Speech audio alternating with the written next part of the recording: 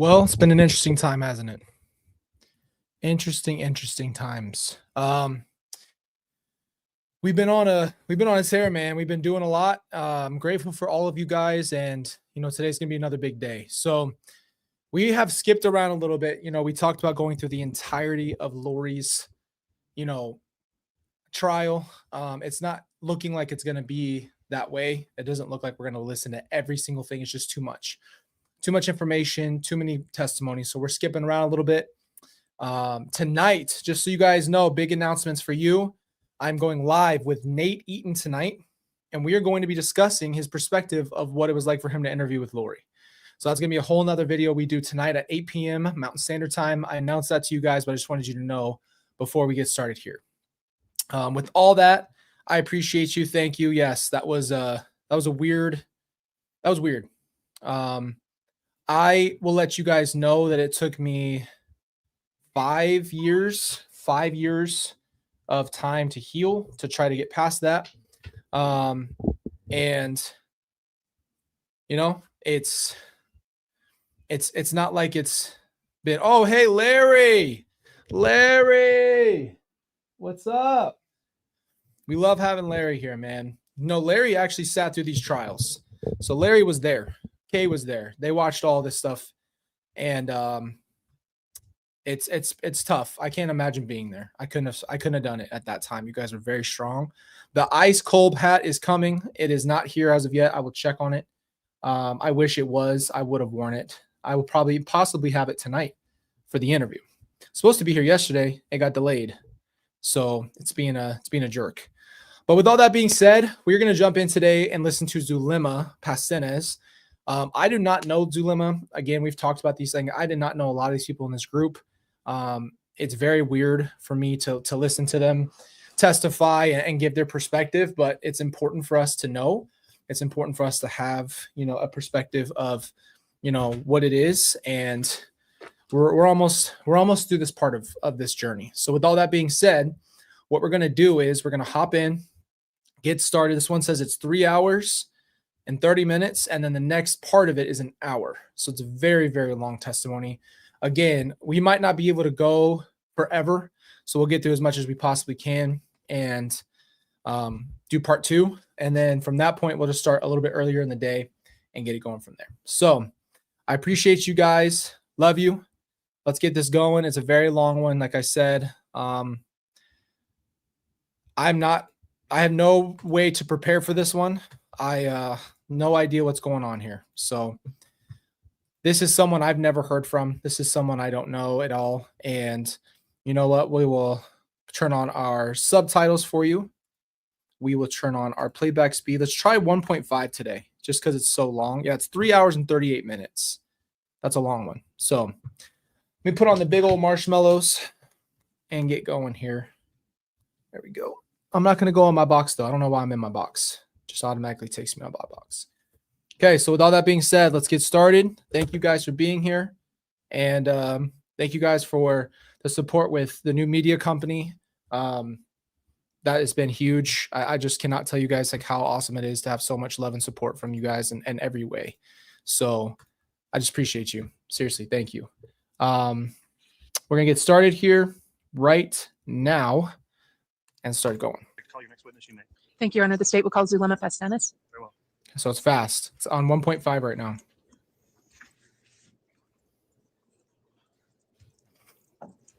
Timber and wings, baby. We're doing something positive with all this mess out here.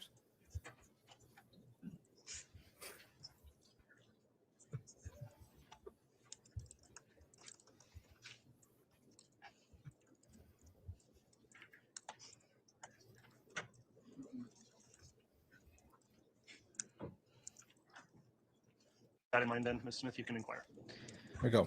Thank you, Judge. Good morning. Good morning. Okay, please introduce yourself to the ladies and gentlemen of the jury and spell your last name. My name is Zulema Pastenes, Pastenes. Okay. Ma'am, where do you live? In Gilbert, Arizona. Do you have any family? Yes, I have 3 children. Okay. We love you too. And do you know someone by the name of Lori Vallow, now Lori Vallow Debell? Yes. No, Okay. How do you know that person?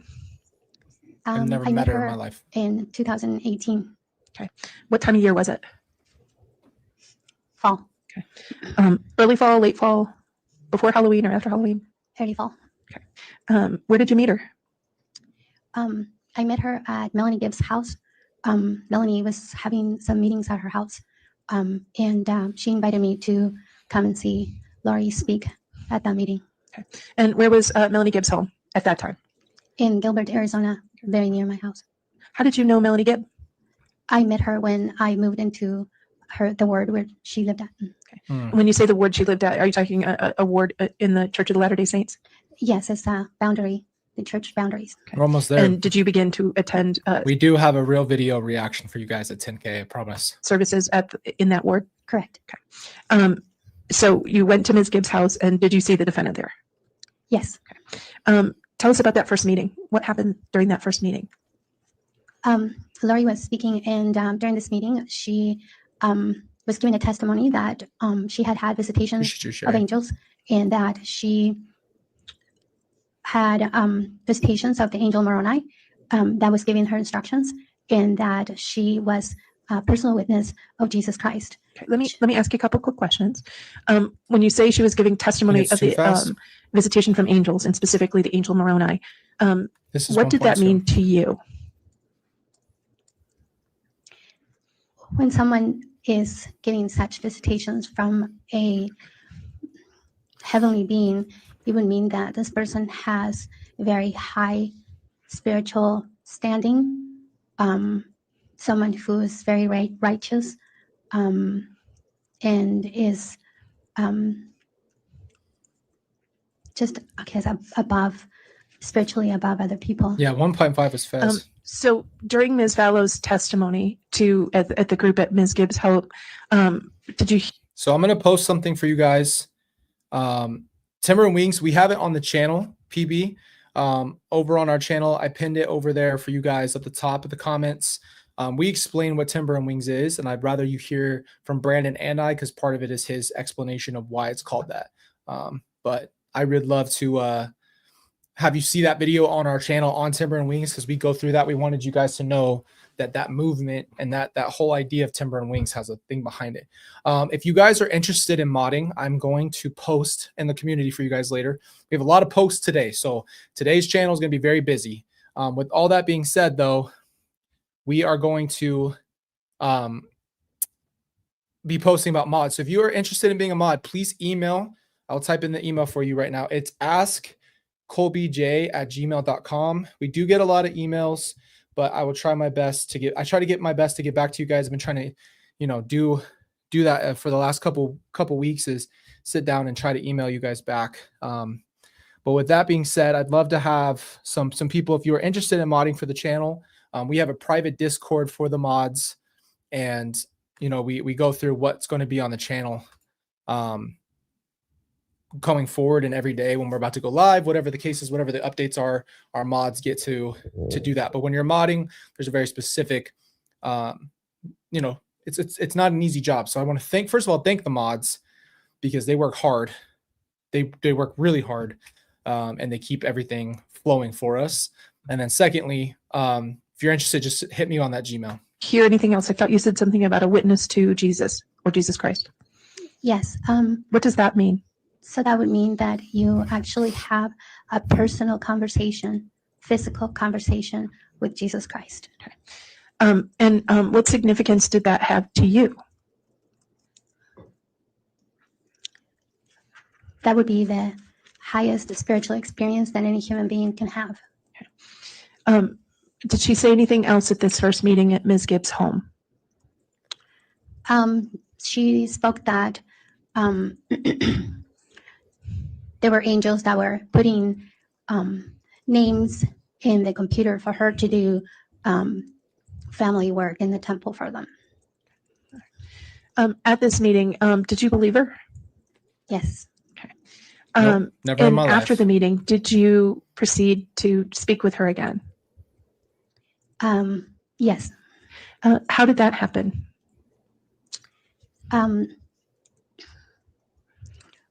I got her phone number, and then after that, we took a trip to St. George to go to a conference together. So between the time you met at Melanie Gibbs' house and the time you went to, did I hear St. George? Correct. And is St. George in Utah? Yes. Okay. So between those two time periods, did you have any communication with Ms. Vallow? How'd you set up the trip to St. George? Through text and calls. During the Who's text whispering? and the calls, did you develop begin a friendship with Ms. Vallow? I think it was an acquaintance at the beginning, and then during the trip to St. George, we drove there and we sat next to each other, and that's when we started talking, and that's where our friendship developed. And tell us about the conference at St. George. What was that? It was a preparing a people conference. And what's a preparing a people conference? It's conferences where they teach you how to be better prepared for anything that may happen, like a disaster, but as well as preparing you for the second coming of Jesus Christ. And so you went to a preparing the people conference in St. George, Utah. Correct. Okay. Why is it doing And that? while you guys were in the car, you guys developed you became closer and learned a lot about each other. Correct. All right. Appreciate you. At the St. George conference in Utah, did you meet anybody you already had known? Yes. Chad Daybell was there. And how had you known Chad Daybell? There was another preparing a people conference in Mesa, Arizona in July. My question really does come down to, like, how did he gain the following? Like, how did he even get anybody to listen? Because what it sounds like is that there's people who are like spiritually curious, and then through that curiosity, they just believed that these people had these spiritual experiences and believed that they were, doing this stuff. And once you believe that somebody's had this spiritual experience, so this is where you need to be careful, right? This is where you have to check your heart and your spirit. You have to understand, if someone says, I've seen Jesus, that doesn't automatically mean you should just believe that they have, because yes, that would be the highest level of a spiritual experience you could possibly have. You have to really check your heart, and you have to constantly be asking the question, is this true? And you have to just go to a conference and then believe someone did this stuff. And then, the books and the lore and the dragon slaying and the zombie stuff. Like, once you have to, every time, we talked about this in the villains thing, every time you get down the road a little bit, you got to start seeing the patterns. You got to see the patterns, and you got to see what people are saying. Of 2018, and I had briefly met him there while I purchased a couple of his books. Okay. So then you saw him again at the St. George preparing a people conference. Correct. All right. And were you aware of whether Ms. Vallow knew Mr. Daybell prior to that St. George conference? As far as I know, she did not know him until then. So were you Yes, present when they that's met? good. Yes. Okay. And That's a big deal. And this is the point. We've talked about this before, guys. We're not trying to be disrespectful. We're also learning about life here. We're learning about what's going on in life, and how there's a lot of spiritual deception. There's a lot of cults. There's a lot of break-offs of religions. Religions are here, and then there's all these people who break in and make their own thing by using the religion as the doorway to get people to follow them, right? Because they're leading you astray. That's the whole point. And so I'm not going at her. I'm just listening to what she's saying. But this is my curiosity always comes back to one thing, is how did they get sucked in? How did Chad get a hold of them? During that conference, how did the conference proceed for you? I listened to a lot of the speakers. I looked at some of the table presentations, and I spoke to Chad a couple times as well. So was Ms. Vallow with Yeah. you the entire time after she met Chad Daybell? No, she spent a lot of Yeah. time at Chad's table. And you were able to observe them together? Yes, they were talking with each other, and When you say talking, how did they seem to interact based on your observations? at first it was just regular talking, and Thank you. then it was obvious that Lori was very flirtatious towards him, Yes. very giggly, and putting on the moves on him. Did you see any interactions about his books with Ms. Debell or Ms. Vallow at that point? She said she was going to stay at his table until she was going to sell all his books for him. And based on your observations, did she stay at his table a lot? Yes. Just sell his Um, books. How did the conference end?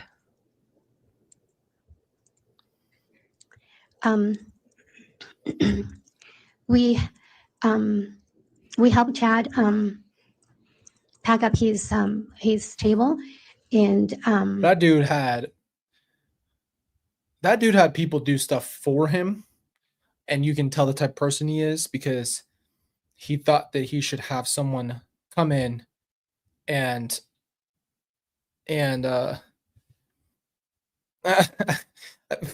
have people come in and try to do a service for this dude, and had people literally selling his books for him.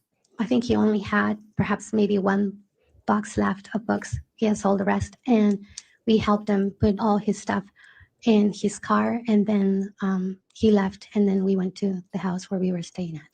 When you say we, who was in the car? It was Melanie Gibb, Lori, two other ladies that were the ones that were driving, and I Was Ms. Vallow in the car? with us, yes. Okay. Now, during that ride back from Utah to Arizona, were there any conversations with the defendant? Yes, Lori was driving, and Melanie Gibb and I were in the back seat, and she wanted us to look at certain scriptures and then to search the scriptures for who James the Less was. Okay. And who was James the Less? Because he used women, man. This guy used women. He definitely wanted a group of women who he knew were he did have a gift. Okay. He had a manipulation gift, and he found women who, I don't know how he did it exactly, but whenever someone responded to his stuff, he must have been able to see that he had an in with them, right? Because he abandoned ship, right? Lori's little boat she talked about and everything, he abandoned the boat that he created. And he found, and this doesn't even just apply to women, but in this circumstance, he found women who were more mentally probably just weaker as far as like they wanted leadership, they wanted something. And that's just what it is. So at the end of the day, if he would have, and Alex is a weak man. So it's like I said, it's not about women, but it's weird that the majority of the people he went after were women. But Alex was also a weak person who they manipulated spiritually and mentally. He was Not that Alex isn't fully responsible for what he did, but there was still a hierarchy of manipulation, and Chad and Lori were the top manipulators, and then it passed down to this group. the apostles when Jesus Christ was on the earth. Okay. Why did she want you to look up who James the Less was? At the time, I didn't know why she was asking us to do this, but later on, I found out that Chad had shared with her that in a previous life, meaning Chad and Lori, had been married to each other, and during that time, he had been James the Less, and she was his wife, and I believe her name was Elena at the time. Okay. So that was in a previous life. Make sure I understand. You learned from Ms. Vallow that she had been told in a previous life, Chad was James the Less. Correct. Why? And she was his wife, Elena. Correct. Okay. But That's the James and Elena. Oh my gosh. This is it. You guys, please, in chat, tell me right now if anything explicit starts to happen with the wooing. I'm not doing that. So tell me, don't let me run into the wall here. I'm not listening to the wooing part of this. So if it gets into that, tell me. Car in the car ride back from Utah to Arizona, she just had you looking up James the Less. Correct. You said she had you looking up other scriptures or principles. What others did she have you looking up? She had us look up Doctrine and Covenants 77:11, which speaks about the angel that is going to gather and set apart the 144,000. Yeah, we don't need a storm over here. 144,000? Yes. Okay. Oh, it's And, it's I said- below junior. I don't even know what grade age you would put this mental stuff like this pop culturally lore that they created for themselves, that Chad created. How do you ever believe it? I'll never get it. What did you say that passage was? I want to make sure I have it correct. Doctrine and Covenants 77:11. Okay. And that was a passage about the angel who is going to establish the 144,000 in the last days. Do I have that? Correct. Okay. And prior to this conversation in the car where she's asking you to look at this passage. Oh, you don't want to know. Kizzy, you don't want to know. Passage up in the text or conversations you'd had with her, had she mentioned the Doctrine and Covenants 77:11? What's up, Laura? No. Okay. Did she tell you why during this trip she wanted you to look at 77:11? Hey, Mary. No. Okay. Did you look it up for her? Yes. Okay. Did you read it and discuss it? Just read it. No discussion. Yeah. Did you talk about any other passages that you can remember in that car ride?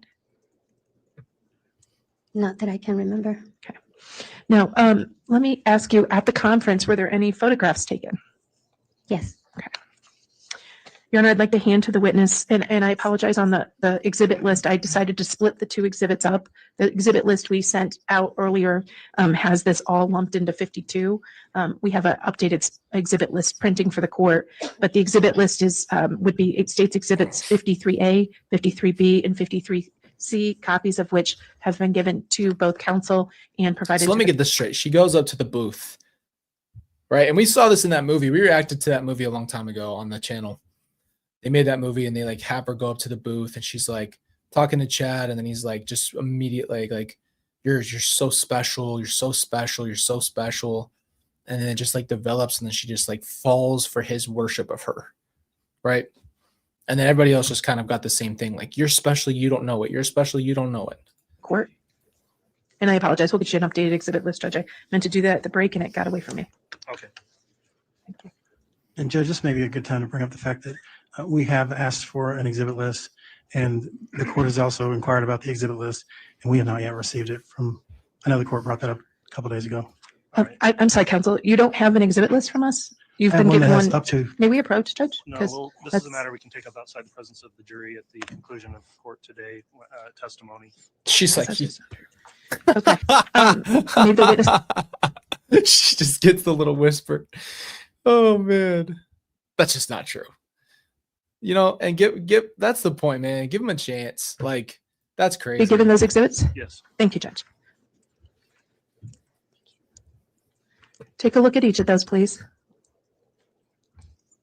Okay. Did you look at each of them?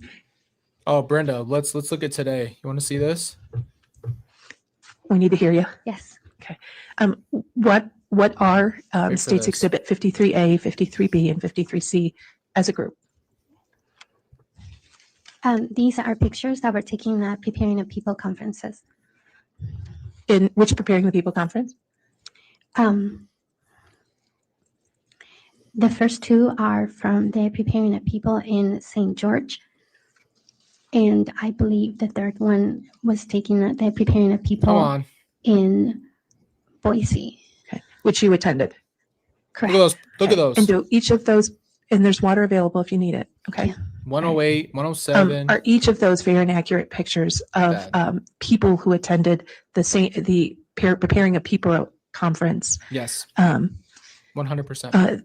conferences that you've mentioned? Yes. Okay. And do they reflect individuals that you've testified about today? Adele, we're going to talk about that another time. I'm going to do it the right way this time. So my first book was self-published, self-written.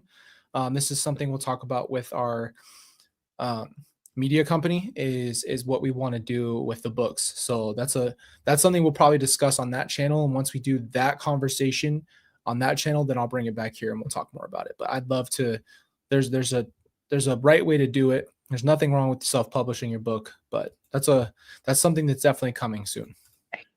Yes. Your Honor, I believe it misstates her testimony. She said that she was at a St. George conference, and then she's testifying that these photographs were taken in Boise, which would be a different location. If I may clean it up, Judge. Yeah. Okay. We didn't need that. Okay. Just for now, which ones are the Preparing a People conference in St. George? Look at the sticker at the back, and if you can give us those numbers. 53C and 53A are from Brandon did address that he is doing that. So I'm not breaking any codes here. Brandon has admitted that he's working on a book, and I can't wait for it, to be honest with you. George. 53B is from Boise. Let's put crazy, man. aside 53B for a minute, and then we'll talk about 53A and C. Do each of those pictures reflect the people who attended and were Thank with you, you at the Casey. St. George conference of Preparing a People in the fall of 2018? Yes. You're going to move for the admission of 53A and 53C. Any objection? No All right. objection. Wichita. 53A and C are both admitted and may be published. Thank you. Thank you, Your Honor. I haven't been out there in a long time. I miss it out there sometimes. Yes. Yeah. So so tonight, you guys know I'm interviewing Nate. What I'd like to remind you is obviously Nate has a perspective and Nate is a reporter, and Nate, obviously there's a lot of questions I'll ask him tonight and we'll clear some things up. But I think that he asked for an interview on something that he's covered for a long time. And I think Nate did the best job almost of anybody who's interviewed her. He really tried to just stay direct, and he didn't really walk with her through her crap. So I don't think you should ever be throwing hate at someone who goes into that space in interviews, you know?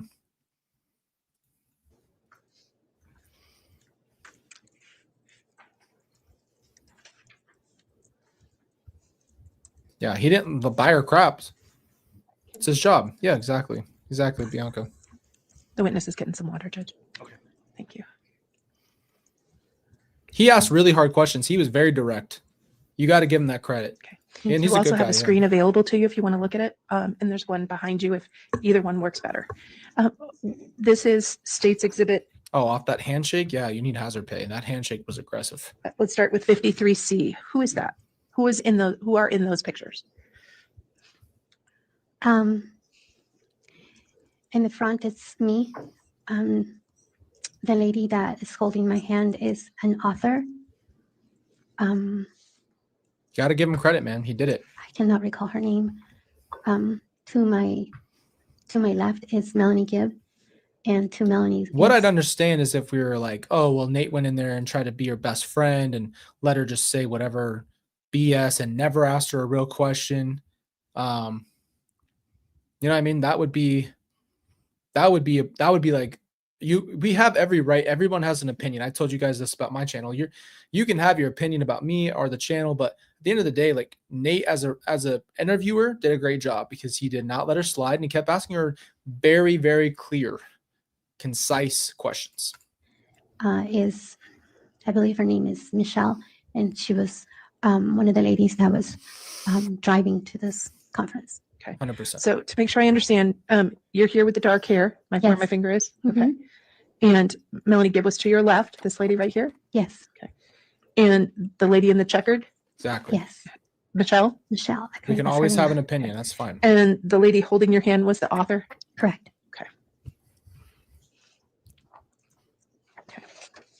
Now let's turn to State's Exhibit 53A. Okay. It's kind of small. See if I can zoom in. You did a great job, I don't know if guys. It makes it blurry or not. No, unfortunately. No, I think that's as good as we're going to get it. Okay. Hopefully it's clearer on your screen that it is there. Who is in this Estates Exhibit 53C? On the far right is I'm standing on the far right. right next to me Your is, Honor, I apologize, but I believe she just said 53C. I think this is 53A. Oh, I apologize. He's right. Thank you, counsel. 53A. on the far right. It's me. I'm standing behind Chad Daybell, who's right next to me. That's you? That's me. hmm Who's They're this? taking tons of This pics. Huh? Chad Daybell, Melanie Gibb. That's Lori. And I believe her name is Danae, but Yes, No. I do have. I have an update for you guys. I've got to run over there and sign the thing and get the keys and get the number. But that's happening today. It's gonna go earlier this morning. Got caught up. We're doing it very today. clear on her name. So you'll have a ton of And did she- announcements and lives and everything today. Did you meet her at the conference? Yes, her and her husband were one of the presenters. Love that. So after the conference at St. George in the car ride, do you remember anything else the defendant said to you in that car ride back from St. George?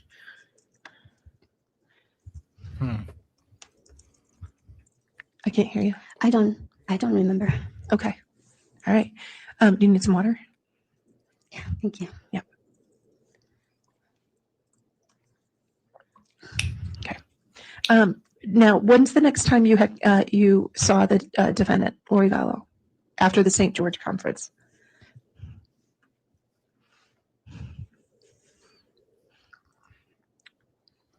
After the St. George conference, there was another Preparing Our People conference in Mesa, Arizona. And how did you get to the conference in Mesa? Thank you, Janet. I drove by myself. Okay. Once you got to the Preparing of People conference in Mesa, who did you meet there?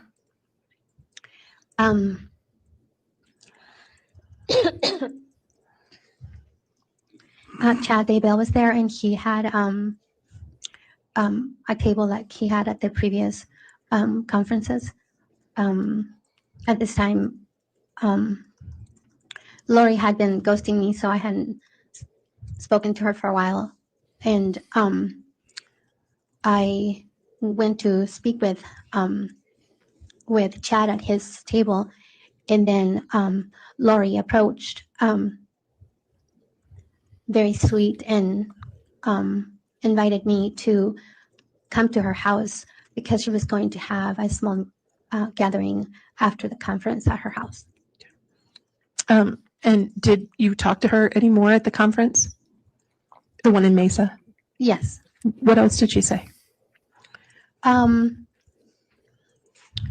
She had she expressed that she had asked Charles to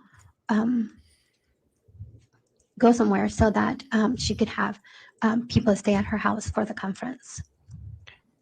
And did people stay at her house for the conference? Yes.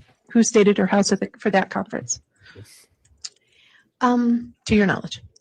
To my knowledge, it was Audrey, and She I don't- told Charles to leave so she could have Chad Daybell come stay at the house. This house would have been, I'm assuming this is the house where Kelsey and I got married in 2018 in January. Come on now. That's insane. You're bringing your lover to the house with a group of people who are all in your cult, and you ask Charles to leave. I don't remember her last name. Serena Sharp was staying at her house. Chad Heck yeah, Daybell Brenda. was staying at her house, and there was an Love it. artist that was a presenter at the conference also, but I don't remember her name. And she was also staying there. And what else did she say when you were speaking at the Mesa Preparing a People conference?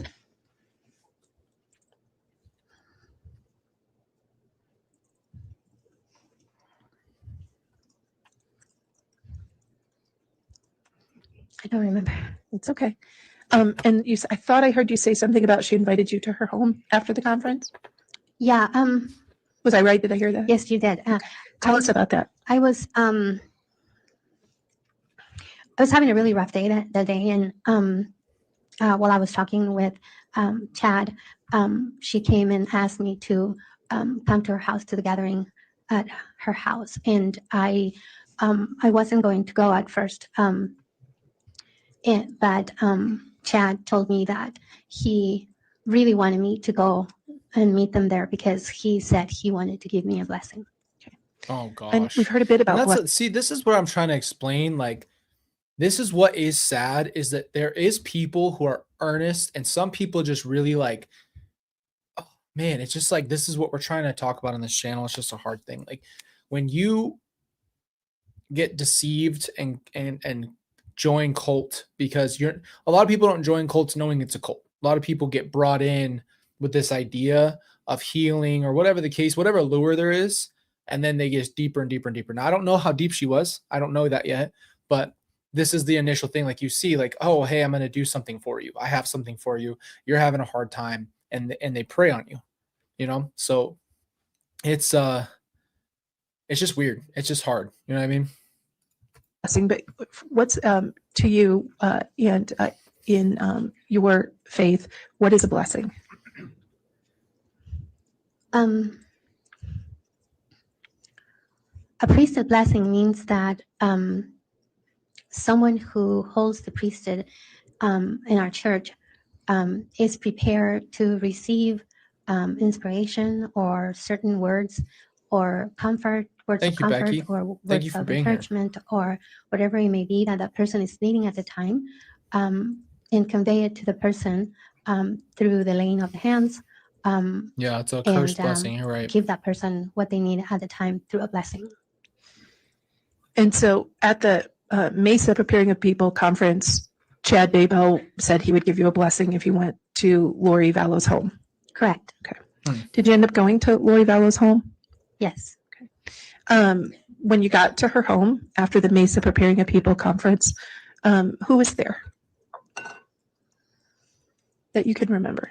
So the people that I previously mentioned, Audrey, Serena, Chad Daybell, and the artist that was there, and excuse me, and Alex Cox was there as well.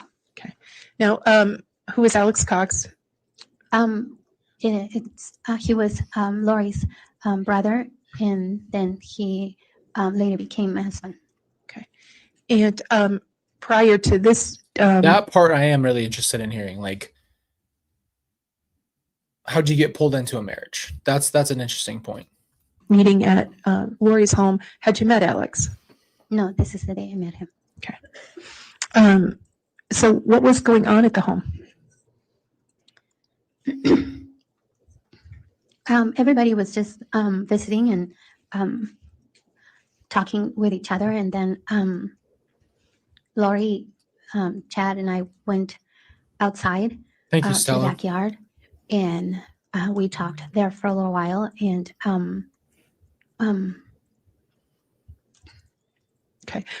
What did you talk about? I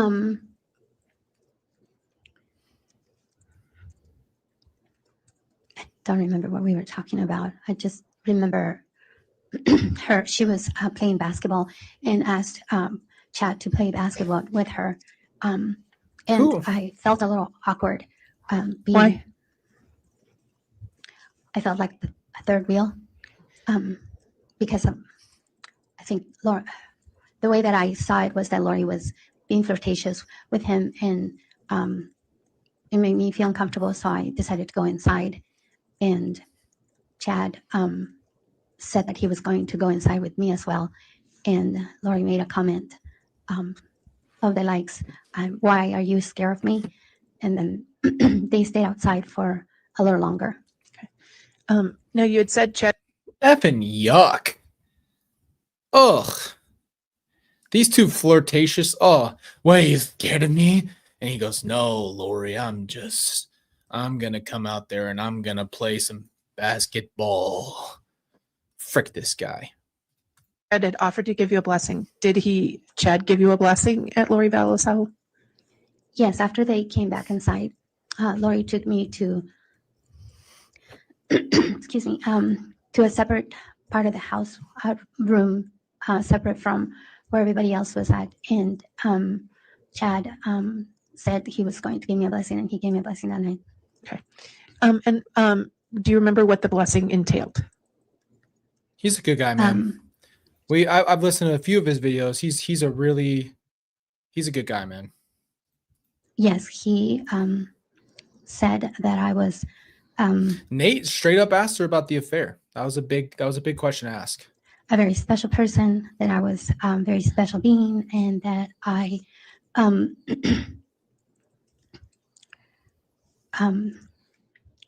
that I was going to do some amazing things in the future, and that he was She I sounds guess- so scared, bro. grateful to know me, and it was full of a lot of praise. And Lori was present? Yes. Was anyone else present? No. Now, this meeting at Lori's home, was this after the St. George conference? Yes. Was it in the fall or was it before Christmas? It was before Christmas. Mhm. Did you have contact with Lori or Chad again that fall or before Christmas? I may have, but I don't remember it too clearly. Did you ever see Melanie Gibb during this time? We attended the same board, so we would see each other every Sunday. Did you go to her house at all that fall? She won't. She can't sell it, but she'll write one and publish it. Somebody will publish it for her. It's possible because we were Did you good know friends, that? so we used to visit each other a lot. Did you Ooh, attend? I did Was not there know a that. meeting? Or, Here's the thing. I'm not trying to sit here and defend her. What I am saying is it starts with manipulation, and then you got to use your brain. And I'm trying to be respectful when I say that, but like you got to use your brain, man. You got to think. And she was the weather girl, right? So like they told her, they told her that you come in and you do the earthquakes or whatever weather powers they did. She definitely was drinking the Kool-Aid. Okay. That doesn't mean though that she couldn't have been brought in with the intention of like this group comes in, and if you're a lonely person or spiritually curious, and then all of a sudden these people start telling you all this stuff that's religious first and your religion, and then you start to veer off. It's a lot easier for people like that to veer off. of Chad and Lori and you at Melanie Gibbs' home? She's the weather girl, right? Like, didn't she teach Lori how to do weather stuff? Like, they really thought they were like changing weather. Yes. Can you tell us about that? Chad had come down to do a podcast with Lori and Melanie Gibb. They had started a podcast. That is something. Hold on, I'm gonna keep this playing. Wait for this clip.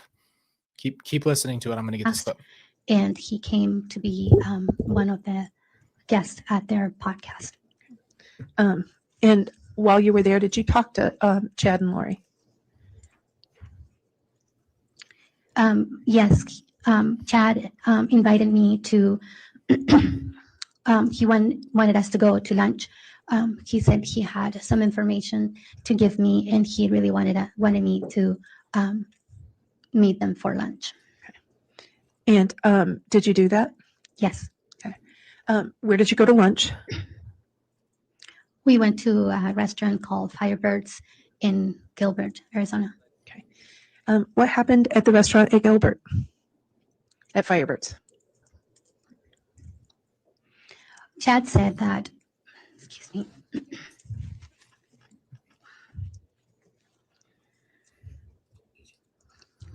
Chad said that he had some information to give me about my prior lives and preparations, and gosh. he really wanted to speak with me in regards to that. Who was present Prior at this lives. lunch? Melanie Gibb, Lori Vallow, and Chad Debell. So what did he tell you about at the lunch at Firebirds? This is what they thought they were doing.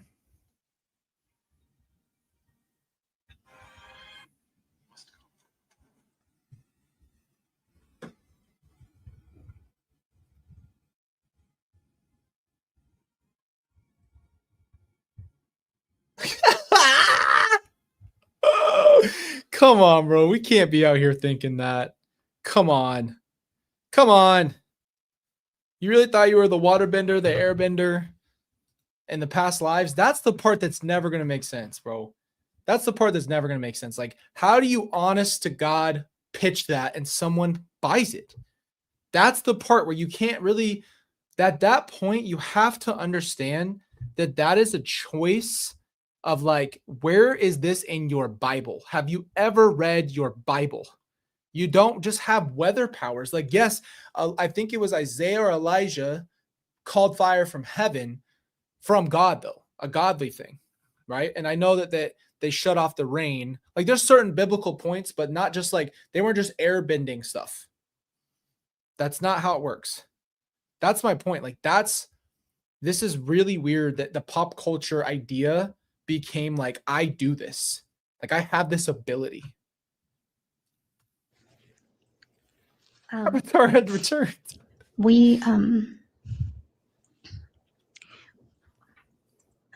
He was trying to tell me what the information, he was trying to give me the information, but for some reason, Chad and Lori didn't want Hey, Christy. Melanie to hear what he was going to tell me. So he just told me what kind of information he was going to give me.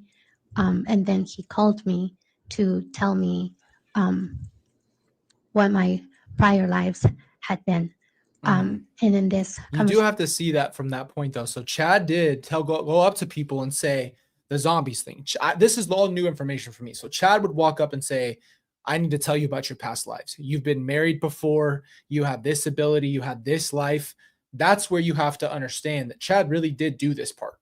That was interesting to me because even when he called and started to zombie rank, that was from him, at least from the two testimonies that we've heard, if they are 100% true.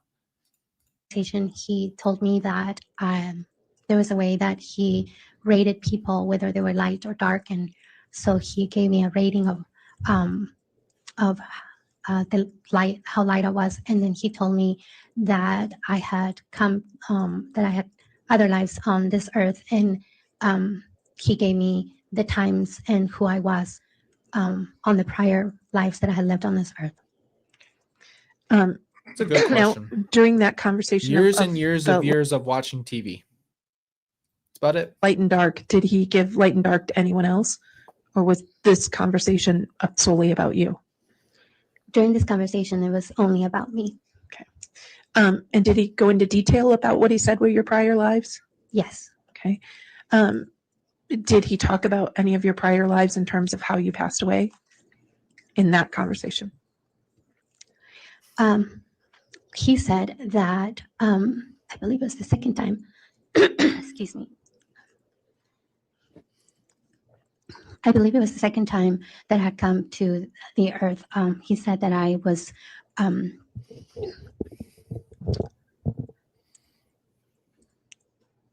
me a moment.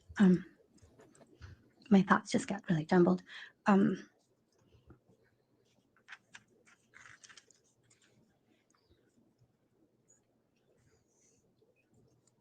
Not Lenny. And not Lenny. Not Lenny. He told me that I had been Lori's daughter. A grown man walks up to you and goes, hey, you've been here before. And the reason you feel so connected to Lori is because she was your mother 32 lives ago. Come on, bro. This is where we have to pick this apart. This has to get under control. That is wild stuff. Like, a grown woman being told that your mom is your almost same, I don't know how old she is, but come on. To believe this, he must have either been really convincing or there was people who just really wanted to believe. And during that probation or during that time during that life that I had been killed at a very young age, at age 14, that I had been raped, and then that my body had been dismembered. I'm sorry, what the hell did I just hear him? Did he walked up and told her that that's what happened in her past life? And she believed that? He was foreshadowing. This guy is sick as hell in his brain. He is sick. He foreshadowed that and said that to her. Oh. Oh, hell no. He foreshadowed that, dude. That's disgusting. by Who says that? the Lamanites. Can you imagine someone telling you that that was your past life? And you believe that? And I was killed at the same time that Lori was when she was my mother during that life. And was Melanie Gibb there when you were told this? No, Had she left the lunch, or was this at Fireside or Firebird? I'm sorry. during the lunch at Firebirds, he told me that what he wanted to tell me, but then during a phone call was when he gave me the details. Okay. And that phone call followed up on the lunch after Firebirds? Correct. Okay. Was there anything else discussed at that lunch at Firebirds? Not that I can remember. Okay. When was the next time that you can remember that you had contact with Lori Vallow? It had been a little while since I had spoken to her. I had sent her some text and What? she wasn't answering me again. So I hadn't talked to her for a while. And then she invited me to meet her for lunch Okay. Where did you go to lunch? at the same restaurant, Firebirds in Gilbert. Okay. Oh, I'm never what- going to Firebirds again. Every time I hear what they ate, I'm just done. I don't even want to go back. Happened at the lunch at Firebirds at Firebirds in Gilbert, Arizona. During this lunch, Lori made a diagram of how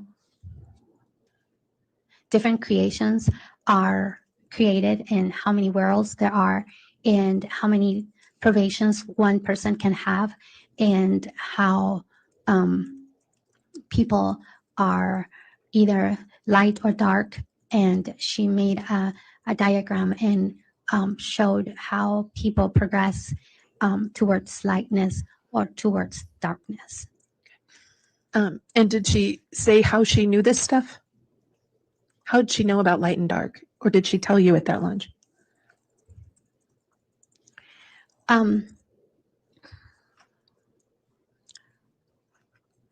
I don't believe that she said how she was finding this information. You know what is so wild? We I- talked about this. This is a clean group. There has never been any member or any mention of drugs or alcohol or anything of that nature. This is a sober-minded group. Just keep that in mind because they did not have there was no drugs and any of the evidence that they ever found that anybody was on any kind of psychotic drug.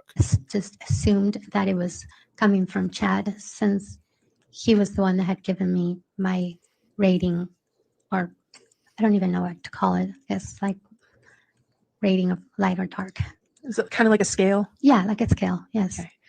And he had previously given you a rating on the light scale or on the dark scale. correct, And then you were hearing similar things at this lunch with Lori. correct. Who was at the lunch?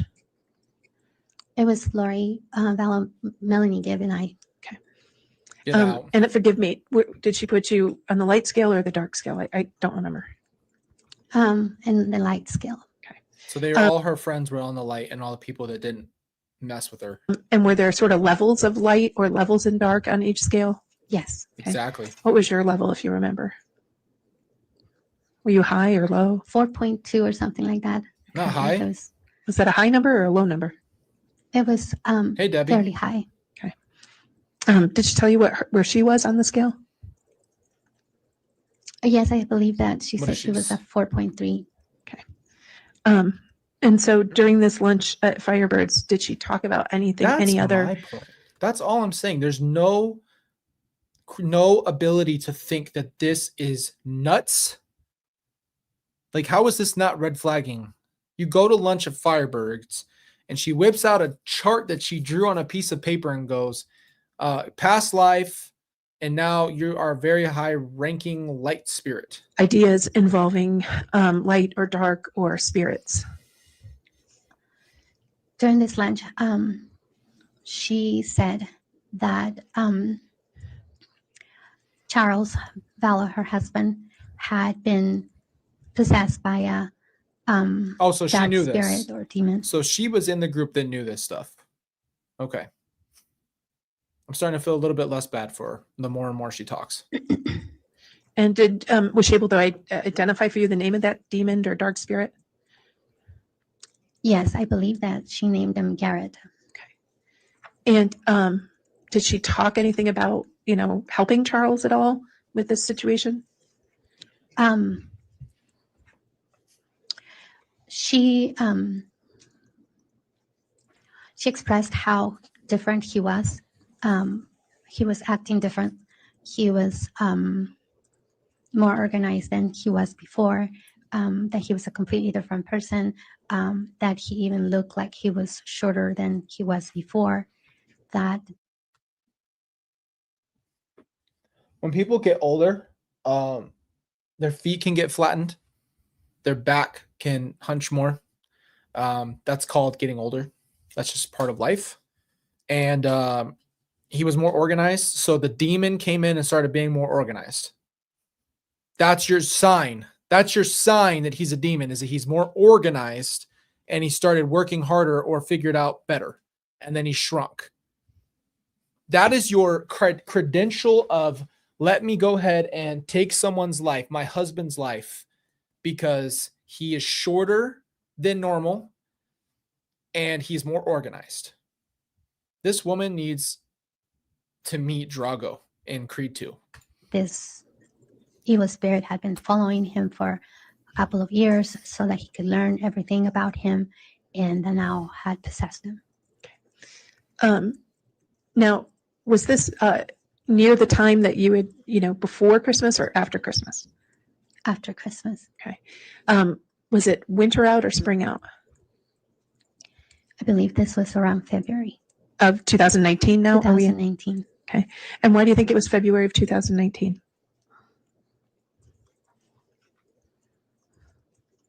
If I remember correctly, that's what What's up, Brandon?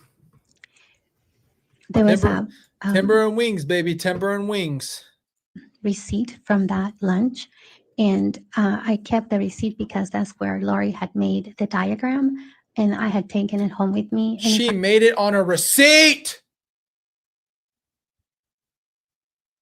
She made it on the back of a receipt and then kept and told you the most unofficial. You would, oh my gosh. I have a receipt right here from Home Depot. Let me just write on the back of that and then hand it to you as a holy sacred text. Are you out of your freaking mind? I'm not mistaken, that's what the date on that receipt says. Okay. So, and we'll get the copies of the receipt in a little bit. Let's get through testimony, and then we'll do evidence. Okay. Okay, All right. Because you took that receipt and turned it over to law enforcement. correct. Okay. So, February of 2019, it's at that lunch, and she's talking to you about Appreciate it. light Ann. and dark. Is that right? Yes, It's She's hot in talking there to you for about sure. the demon in Charles. yes. Prior to this time, had she talked to you about any concerns or problems she had with Charles or in her marriage?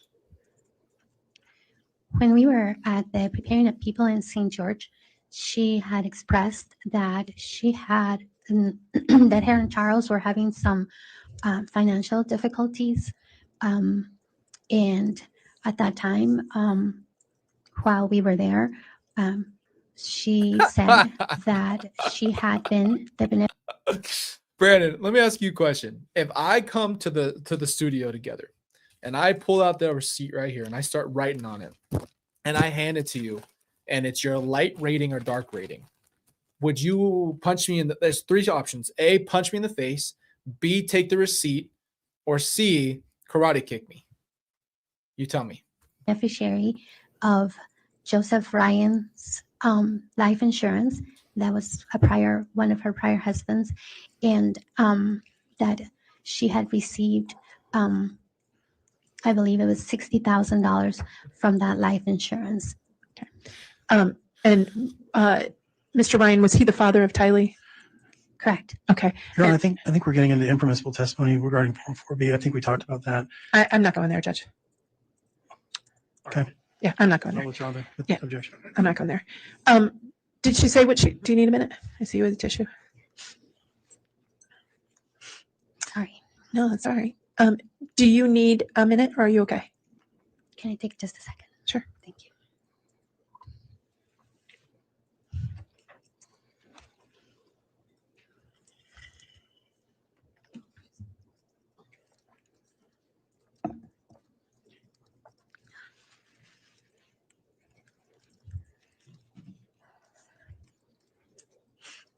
Thank you. Thank you. Appreciate So that. Ms. Vallow was talking about money problems We are and family. that she'd come into some money to help with those problems. Is that okay? And so she had mentioned this before, the money problems. Did she mention any other financial concerns prior to that lunch you had in February? Had she talked to you about it at all? I don't believe so. Okay. So then we're at the lunch where she's talked about light and dark, and she talks about Charles's situation with Spunky. Garrett. What did she say Thank you, anything ma'am. else about Charles and the dark spirit?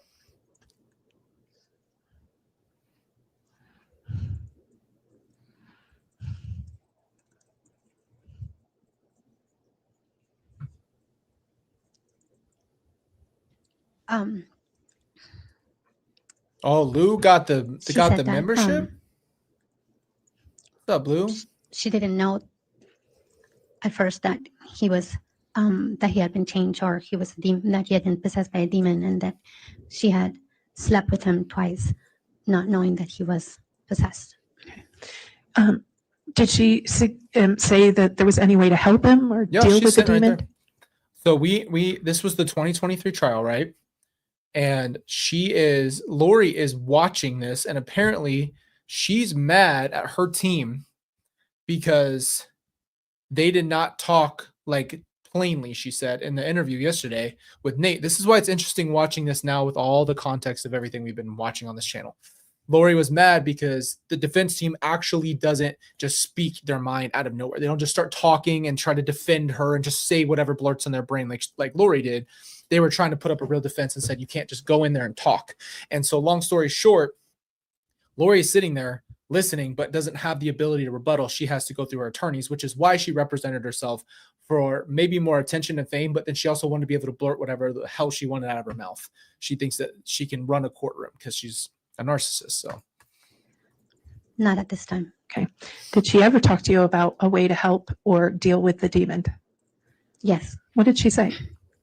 I'm sorry. When did she say it? Let's do it that way. When did she say that? Towards the end of March, Lori said that she wanted a group of us girls to meet and get together because she had some things to show us and teach us. And oh boy. we had a meeting at my house. I believe it was late March because it was right before general conference for the church. And typically, when is general conference for the LDS church? The first weekend of April. Okay. And so the meeting get together at your home was right before general conference in March. Correct. Okay. So who was at your house? Rachel, that's all that matters, that we're just a group together. We never expect anything from anybody. We just love your support from all of you. And thank you guys for being here and walking through this with me. It was Nicole, Christina, Serena, Melanie Gibb, and I. Yeah. No, you guys aren't wrong. We talked about this. And was Lori there? Chad came in and looked for people that were going through hard times, and they pulled people in. It's just that you also, no matter how much you want to be accepted, how far in are you willing to go? How far? Yes. Okay. Sorry. No. Thank you, Ruby. Asking. So when people got to your house, what happened when people got to your home? Yes, they were on the boat.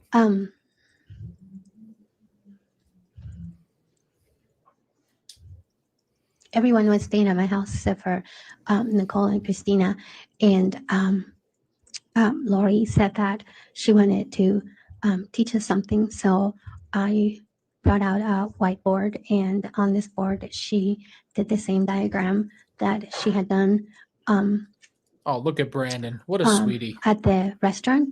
And she taught the that there was multiple probations, and again, the scale on people being light or dark. Okay, what else happened? Not um, wrong.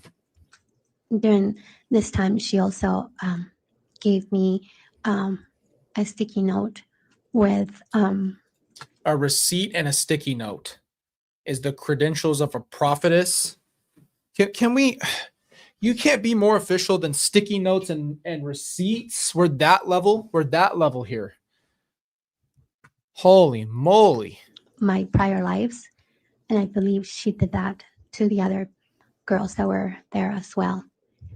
She also said that we needed to cast out the demon from Charles and asked us to do a casting on him. I know. I love you guys. Is that the man. first time you'd ever heard of a casting? Not a I had sticky note. read about it in the scriptures and the New Oh, get the Testament. frick out of here. What you guys did was not biblical. There's no casting. Okay. There's no castings. What you guys were doing was not a casting. You not operate with the power and authority of Jesus Christ from the New Testament. All right. When Jesus cast out evil spirits, but in a personal way, yes, that was the first time. That's exactly right. Did Lori talk to you about a method or a tool to do a casting?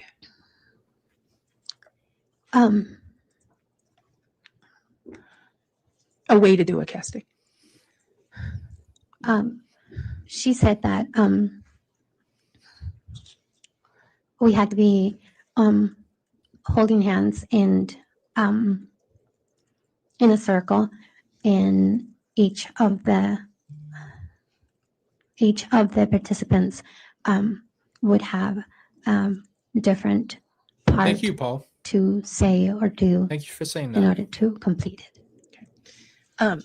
And so who assigned the roles in the casting? Exactly, Monica. Lori, Who told people what tools or powers they were to use? Lori, So what tools or energy did she ask you to use? fire,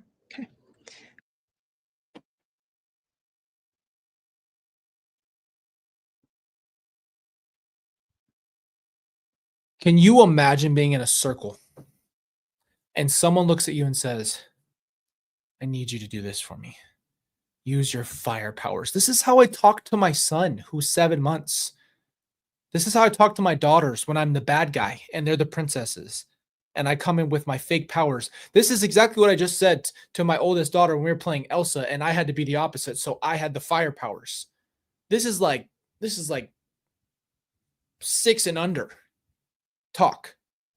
Can you imagine saying that? Your job is fire. What the hell does that mean? You want to teach me how to do that job? You want to explain that to me? Am I supposed to just do this? What is this, freaking Palpatine? Just sit there and hit you with the shocks? What the hell are we talking about here? Fire? How do you just put fire on someone? Fire how? Am I going to get a training day on the fire? Am I supposed to know what that means? What are we talking about here? So how did the casting proceed? How did it happen? each person would say their part, and then she would finish it by You're 100% doing a sealing of the casting. a ceiling. What did that mean?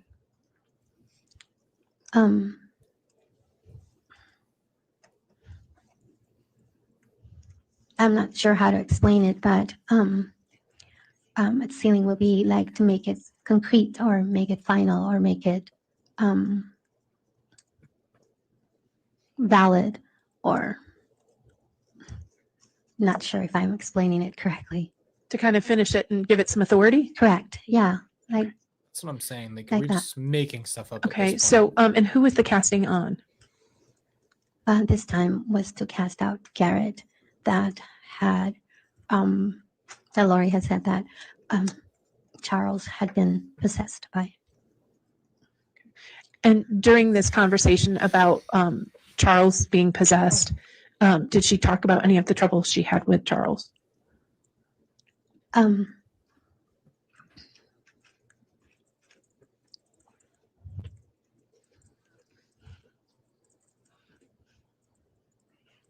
I believe that it was, I want to go back to the luncheon that we had with Melanie Gibbon and Laurie at Firebirds, because I believe that that's when she explained that.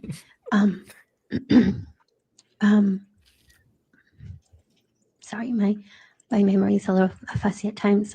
It's been so long. She had explained that they had been That's all I'm saying. arguing, and That's all I'm saying, that Zoe.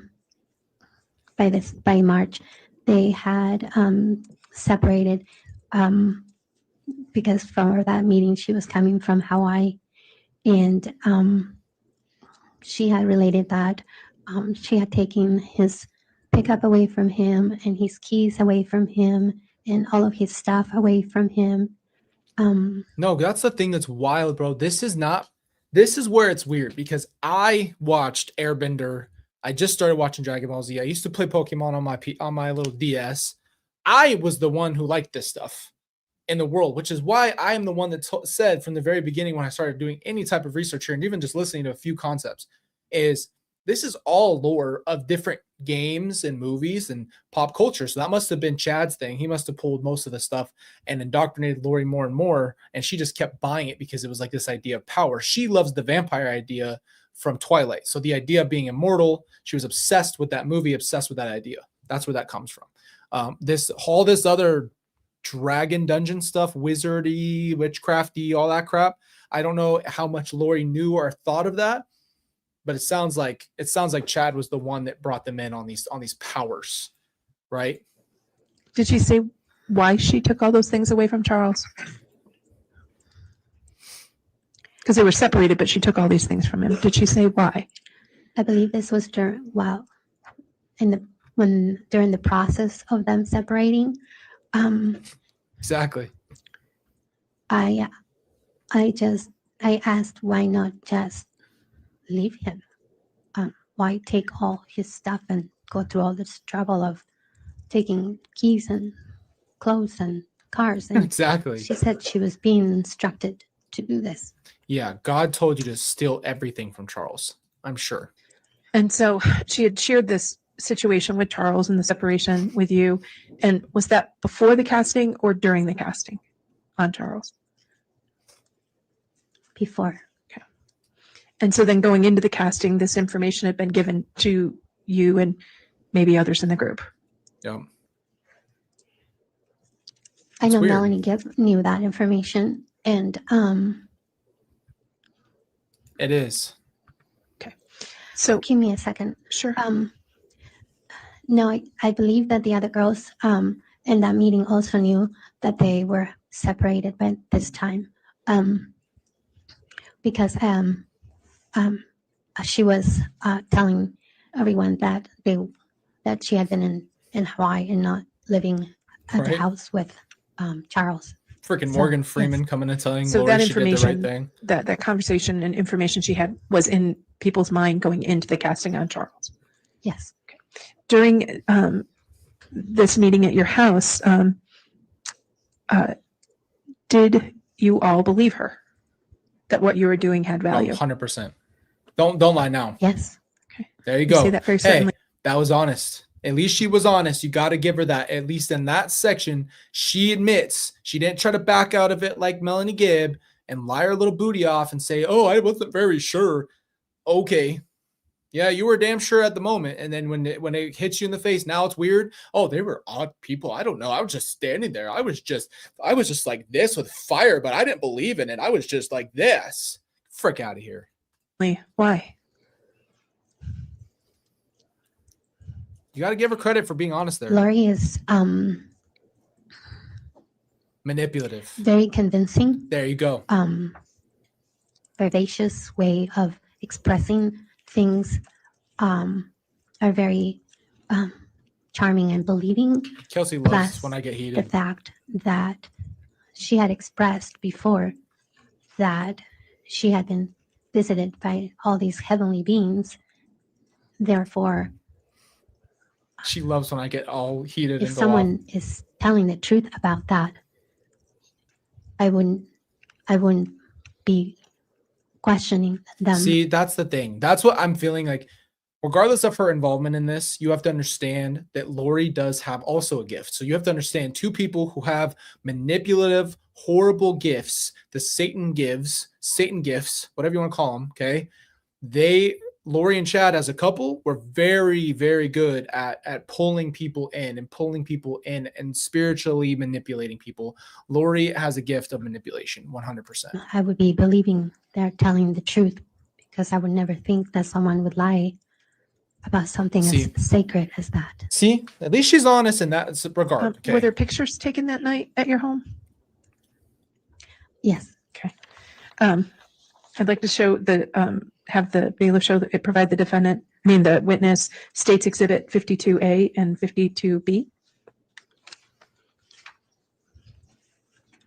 And on a housekeeping matter, Ms. Smith, on the prior set of 3 photos, I think 2 of the 3 were admitted and not the 3rd. Is that correct? Correct. We'll get It's a circle back on talent. that, Judge. You want to call it a talent? Something. It's definitely something that's higher than normal. Do you recognize 52A and 52B? Yep. Yes. Okay. Yes. What are 52A and 52B? 52A is a picture. This is in my house in Gilbert, Arizona, and in this picture on the right side good to is see you. me Thank in the you. middle. We'll have you describe it again in a minute. Can you the pictures taken at your house that night? Yes. Okay. And do they reflect some of the people who were there at your house? Yes. Move for the admission of States Yeah. 52A and B. Any objection? No objection. All right. States Exhibits 52A and B have both been admitted and can be published. Thank You you. got to give her that credit, man. At least in this perspective, she's the only one that has even in a shred of honesty said one honest thing. You have to give her that. She came in and said, I did believe it, and I did say this, and I did think it because I didn't know that people were lying to me. So that just makes it more of a manipulative situation. Now, again, this is what I always remind people, just to continue to check yourself, check your Bible, especially if it's a spiritual thing. Check that. If that is not biblical, do not follow it. Wherever they're trying to pull their stuff, you need to know for yourself, and you should be trying to really pray and figure that stuff out. But at the end of the day, she's at least the only one this entire time involved in this scam that has at least admitted any type of truth. Thank you. Okay. All right. Let's start with 52B. Now you can tell us. This way you only have to tell us once. Okay. What are we looking at in States 52B? We'll start on the left. On the left is Melanie Gibb. The Leslie middle got is, a Serena membership Sharp, too. and then on the right-hand side is me. I'm getting uncomfortable in this chair right now. Always do your own research. Exactly, And- Bethany. What are we looking at States 52A? On the left-hand side is Serena, in the middle is Melanie Gibb, and on the right-hand side it's me.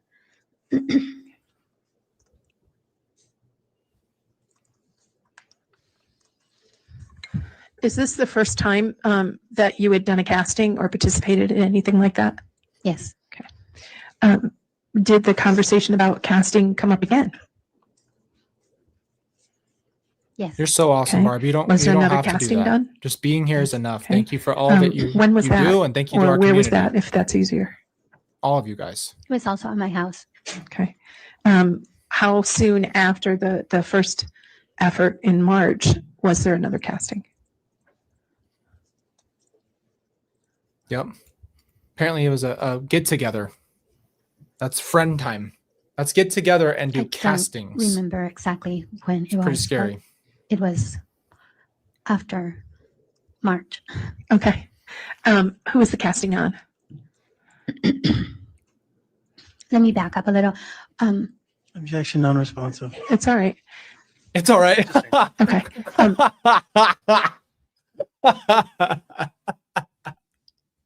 I love her, dude. He goes, objection, Your Honor. She goes, it's all right. So let me ask you, had you done any other castings? Yes. Okay. What other castings had you done?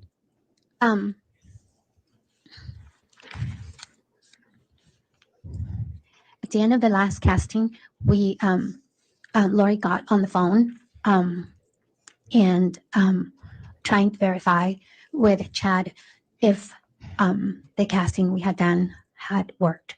There you go. So Lori was doing it and then had to go to her God. Okay. Had to go to her God, Chad, and make sure that it went through. Like you're calling a bank to make sure a transaction went through. That is how this was set up, right? So Lori still put Chad above herself in some spiritual way. And he had told Lori that it did work. But then later on, we found out that Lori and Chad said that even though we had cast out that demon that was called Garrett, that another more powerful and more skillful demon had come in and taken his place instead. And what was that spirit or demon's name? I believe they called him Ned. Okay. And so you learned that after the first casting on about Charles. Correct. Okay. So what did she tell you about a spirit named Ned? That he was more skilled, and that he was more powerful than the one before. And This is um, Dragon Ball Z.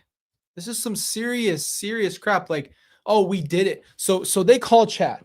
Lori calls Chad. Hey, honey. Hey, we just did a casting. Did it go through? I have bad news, Lori. There's a new, more powerful thing that just came right in the second you guys were successful. And then a new one came in. And you all as a group of people believed that was the case. You've got to be kidding me. You cannot tell me that is the deal. You cannot tell me you believe that. that we needed to do another casting. And then was that next casting on Charles to get rid of Ned? Where was that? At my house. Who was there for the casting on Charles this time? This time was still Nicole and Serena, Melanie Gibb. It's a big group of people, bro. Okay. Alex was there also. He had been invited. At first, they had Lori and Chad had said that Alex was a first creation or first time on the earth, which would mean that they were less spiritually experienced or savvy, and that we couldn't talk much about certain things in front of him because he wouldn't understand it or he wouldn't know them. But by this meeting, they had changed their rating on him, and by this time they said that Alex had been in prior creations and that he had been exalted in other creations. You just So said he he had had already one been- creation, so then they make up more lore. The lore of Alex is a newborn. He's a newborn. He's been here one time, not like us. We're 37 times in. Alex wouldn't understand. And then they get a phone call again. Actually, Alex is he's way better. He's more powerful than we thought. He is so much more powerful. That's how I talk to Carter, my son, who's 7 months. I tell him how powerful he is, and then we get in a big fight and he scratches my eye like he did. We do WWE because he's more powerful. This is the silliest I've ever heard in my life. Proven, and that this was his first time on this earth, but he had been in other earths multiple times. And so in that sort of status, did that now make him a powerful spiritual being? Correct. Did Alex believe that? Most Objection definitely. calls for speculation. If you know. Yeah, it was her husband. I'm sure they had a conversation about it. Yeah, with that just question, I'll sustain the objection. Okay. Thank you. Do you know whether Alex expressed that he believed this? Yes, he spoke about how he was very excited to find out who he was. See, lost humans. No identity on this earth. No identity in Christ. No self-worth.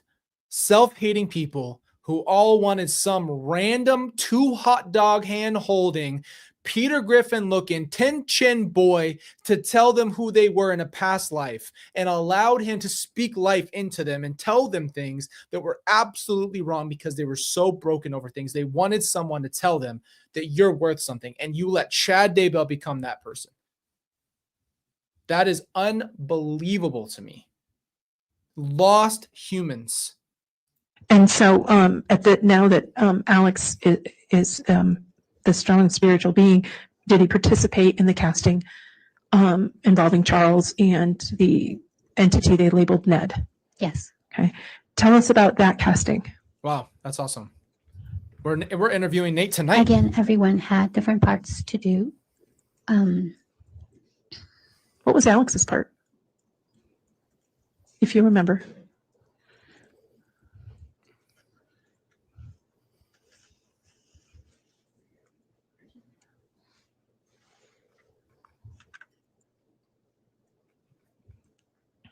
Guys, this stuff just, I'm not trying to sound cool or anything, but this stuff just flies out of my mouth. I don't even know if it's funny or not to you. I'm just pissed. I believe that Alex was the warrior in that casting, so he would have done something. I don't exactly remember what he was. What? But who assigned the roles in this casting on Charles of that night at your home? Lori. Were you given information by Lori that the casting to remove Ned worked or not? By Chad. Again, she got on the phone with Chad and asked if Thanks, Wanda. asked if he had worked. She was very Thanks, Don. confident that this time was going to work because she had told us that we had to fast. She said that in the scriptures, when the apostles could not cast out a demon or evil spirit, that in the scriptures he said that Jesus had told them that there are certain spirits that can only be cast out by prayer and The chin of life. and Every fasting. time that Chad lived again, came back, he had another chin for it. So she had told us to fast. So we all fasted, and she told us that we couldn't eat until after we had done the casting. And so she was confident that it was going to work because of the pre-work that we had done. She told us again that it had worked. Was Alex there when she told you it worked? I believe so. Now, if somebody is possessed by a demon, are those people dangerous?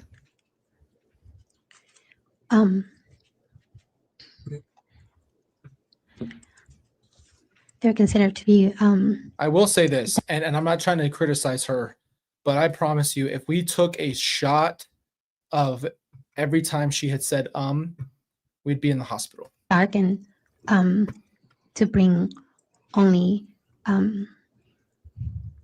It's more bad than things I've to happen. ever heard Yeah. in my So life. yes, No, would no be lie. dangerous. And if you know, did Alex believe this? Alex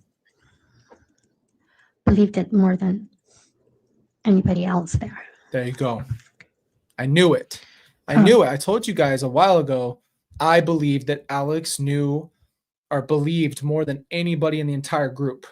That is exactly it. You know? Yeah, I'm sure she's nervous. Again, like I said, I'm not trying to make fun of her as a person. I've just never heard so many ums ever. And it's got to be a hard position to be in, no matter what. But yeah, I knew it. I knew Alex believed it spiritually more than anybody else. That's why he was the one to carry it all out. He really did think that they were telling him the truth. Did you have any follow-up conversations on whether or not the spirit Ned was successfully removed from Charles Vallow? So then Laurie said that Ned had been removed, but this time there was even a more powerful demon that had come and possessed Charles or Charles's body, and that this time it was someone who had. Yeah, that was really been, cool. I like him. If you who had guys bonded. are also fans of him, you can let him know. I mean, I don't know how to reach out to him. I could just comment on his channel or something. But yeah, he's a good guy. Seriously, I like him a lot. The same thing for hundreds of years, and was very like an expert at doing that. Do you remember the name? Was the name Hiplos? Or Hiplos, I think it was. Okay. So was there another casting for Charles to remove Hiplos? Yes. At this time, Laurie had moved to Texas. So she had moved back with Charles, and she asked us to be on conference calls early in the morning, and again we would Maybe too, Katie. do casting on Charles to cast out Hiplos. Who participate on the It's a calls skill. on the casting on Hiplos? I don't know why. Kelsey, everybody hates it. I know. I'm sorry. I have already read it by the second it hits that's my highest skill level is reading quickly. Whoa. Press the wrong button. Or Charles? Not that I know of. I'll tell you this. Alex, there's this whole thing about Alex hitting his head in a bad car accident. Well, I'm saying now. I'm going to refrain from saying I don't think he had a disability. He had possibly a brain injury, but I'm sure over time there would have been more, just like scans or something. I don't know. I really believe in my heart that you don't get a brain injury at 16 years old and then in your like mid 50s you just like switch to being a murderer. Just doesn't. That's not a real. That doesn't happen. It was Christina, Nicole, Melanie, Gibb, Melanie Boudreau, Laurie, and I. Okay. Was Alex on these calls? No, I don't believe so. And did you try another casting on Charles?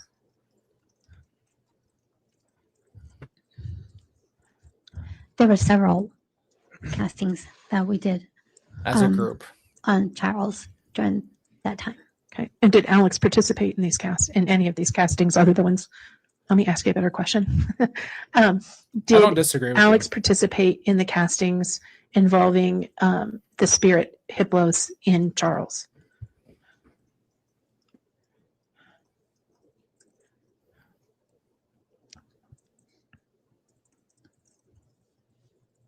Not that I can remember. Okay. And did you learn at any point whether the casting to remove Hiplos worked? It's getting contagious in there. No, Laurie said that this one was a very powerful demon, and that the reason why Charles had moved to Texas was because there were doctors there that helped these kind of people who possess other people's bodies to stay alive, and helps them to keep the body alive and going. Did you To your knowledge, was Alex aware of this issue with Charles being possessed by an exceptionally strong spirit? Yes, he knew. Did Lori say why she was with stayed with Charles when he was possessed with a demonic, a bad spirit? Yeah. She said she had, I asked I'm not saying that's her why she wrong. would It's just move back my deal is that I don't think he would have just done this had it not been part of this group. That's the point. to Texas with him after all the problems they had had. And she He's said never that been needed normal. to be with We'll have Charles. we'll have to do a breakdown on Alex. We're not even there yet. We're so many things ahead of that I was trying to get done like this and get these court things out of the way. In the meantime, try to figure out how to make sure, because I don't have a lot of information. I just know my perspective. in Texas for a little while to get her finances straight. And to your knowledge, was Alex aware that Lori needed to get her finances straight? I don't know.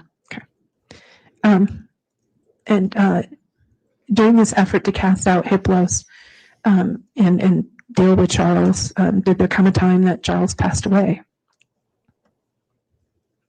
Yes, Okay, do you know when that was? it was July 11th of 2019. I got to ask, how do you remember that date?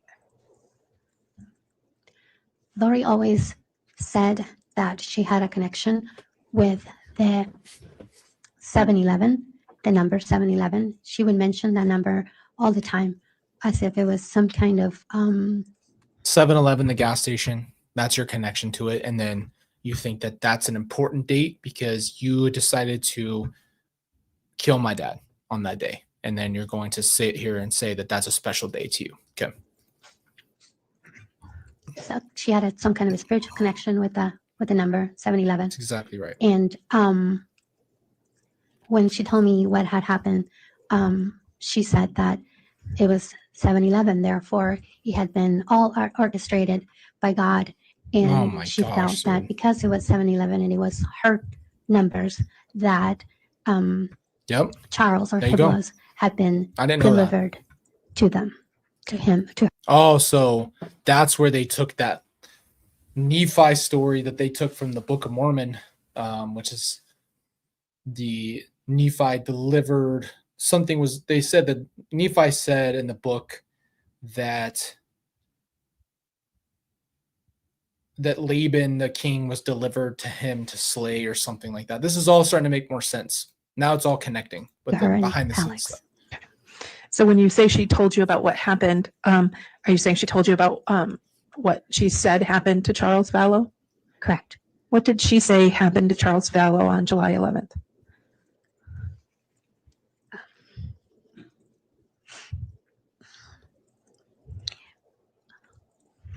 She said that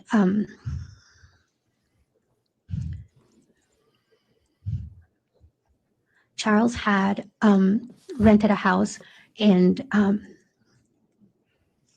Gilbert. I think it's Chandler, but it was a house for her and the kids. They had moved into this house, and he had come from out of town to pick up JJ that morning to take him to school, I believe. And while he was putting JJ in the car, Lori took his phone, and he came back I to don't know. get the phone, and she didn't want to give him the phone, so they started arguing about the phone. And Alex was there, and he got involved in the fight, and they started fighting. Alex said that he was trying to protect his sister. Yes. And then Tylie came into the middle of this fight with a baseball bat and telling Charles to leave, and that Charles had taken the bat away from Tylie, and Charles had hit Alex on the back of the head Stupid.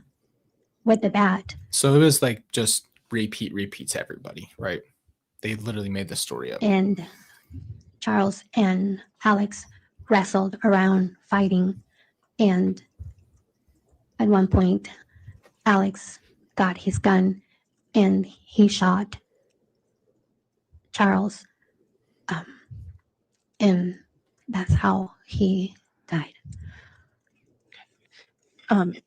So did she say what happened after that?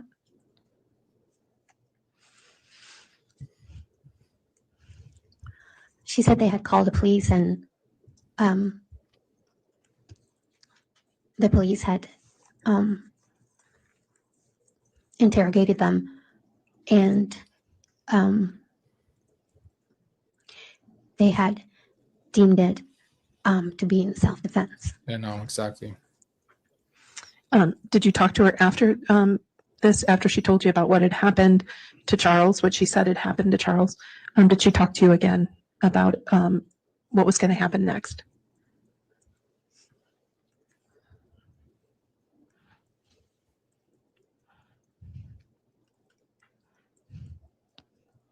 Yeah, this is always going to be, Lori, this is going to piss me off for the rest of my life.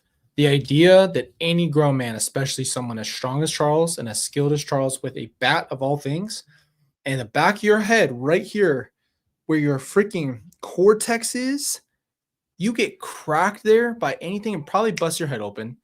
What I think he did is some stupid crap where he either had Lori hit him in the head with the bat after, or literally just cut his own head. I have no idea. I couldn't tell you. It's the stupidest thing I've ever heard in my life. All of it. he said that there were certain things that needed to happen before the second coming could happen. Projection, and yes. there were certain things that she was instructed that she needed to do in order to usher the second coming. And one of them was that she needed to cleanse the earth from evil spirits. So every time that something would happen will be something like another step ushering the second coming. So was Charles's death, what she told you, part of the steps towards the second coming? Yes. Okay. And if you know, did Alex believe this? I don't know. Okay. Now, did at some point you have a conversation with her about her staying in Arizona or her moving?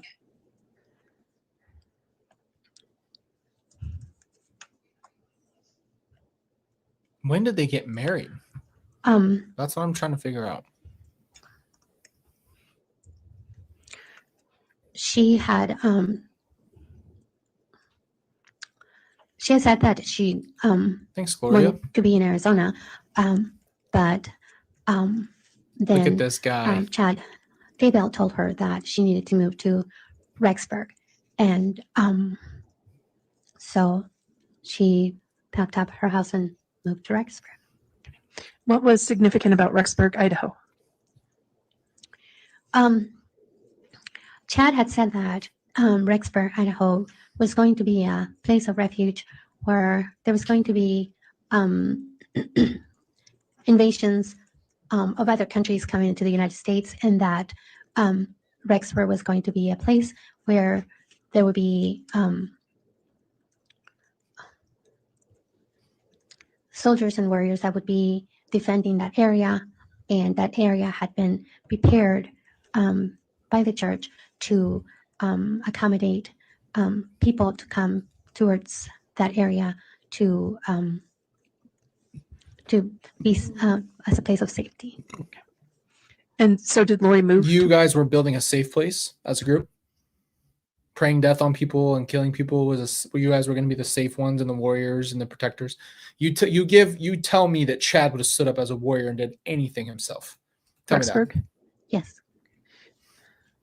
Ms. Smith, we're getting right to the lunch break. If there's a logical breaking point in your questions that you think would work in the next few minutes. This is actually one of them. We're moving to Rexburg right now. So Okay, let's go ahead and take our lunch recess then. We'll keep trying to shoot. Dang, bro, we still got 2 hours on this. Let's get to.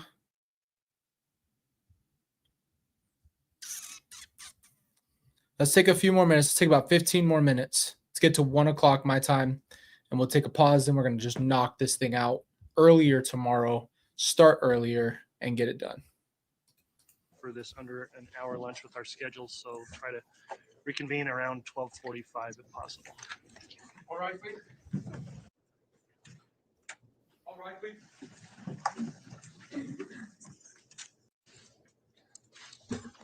Most replayed. Ooh.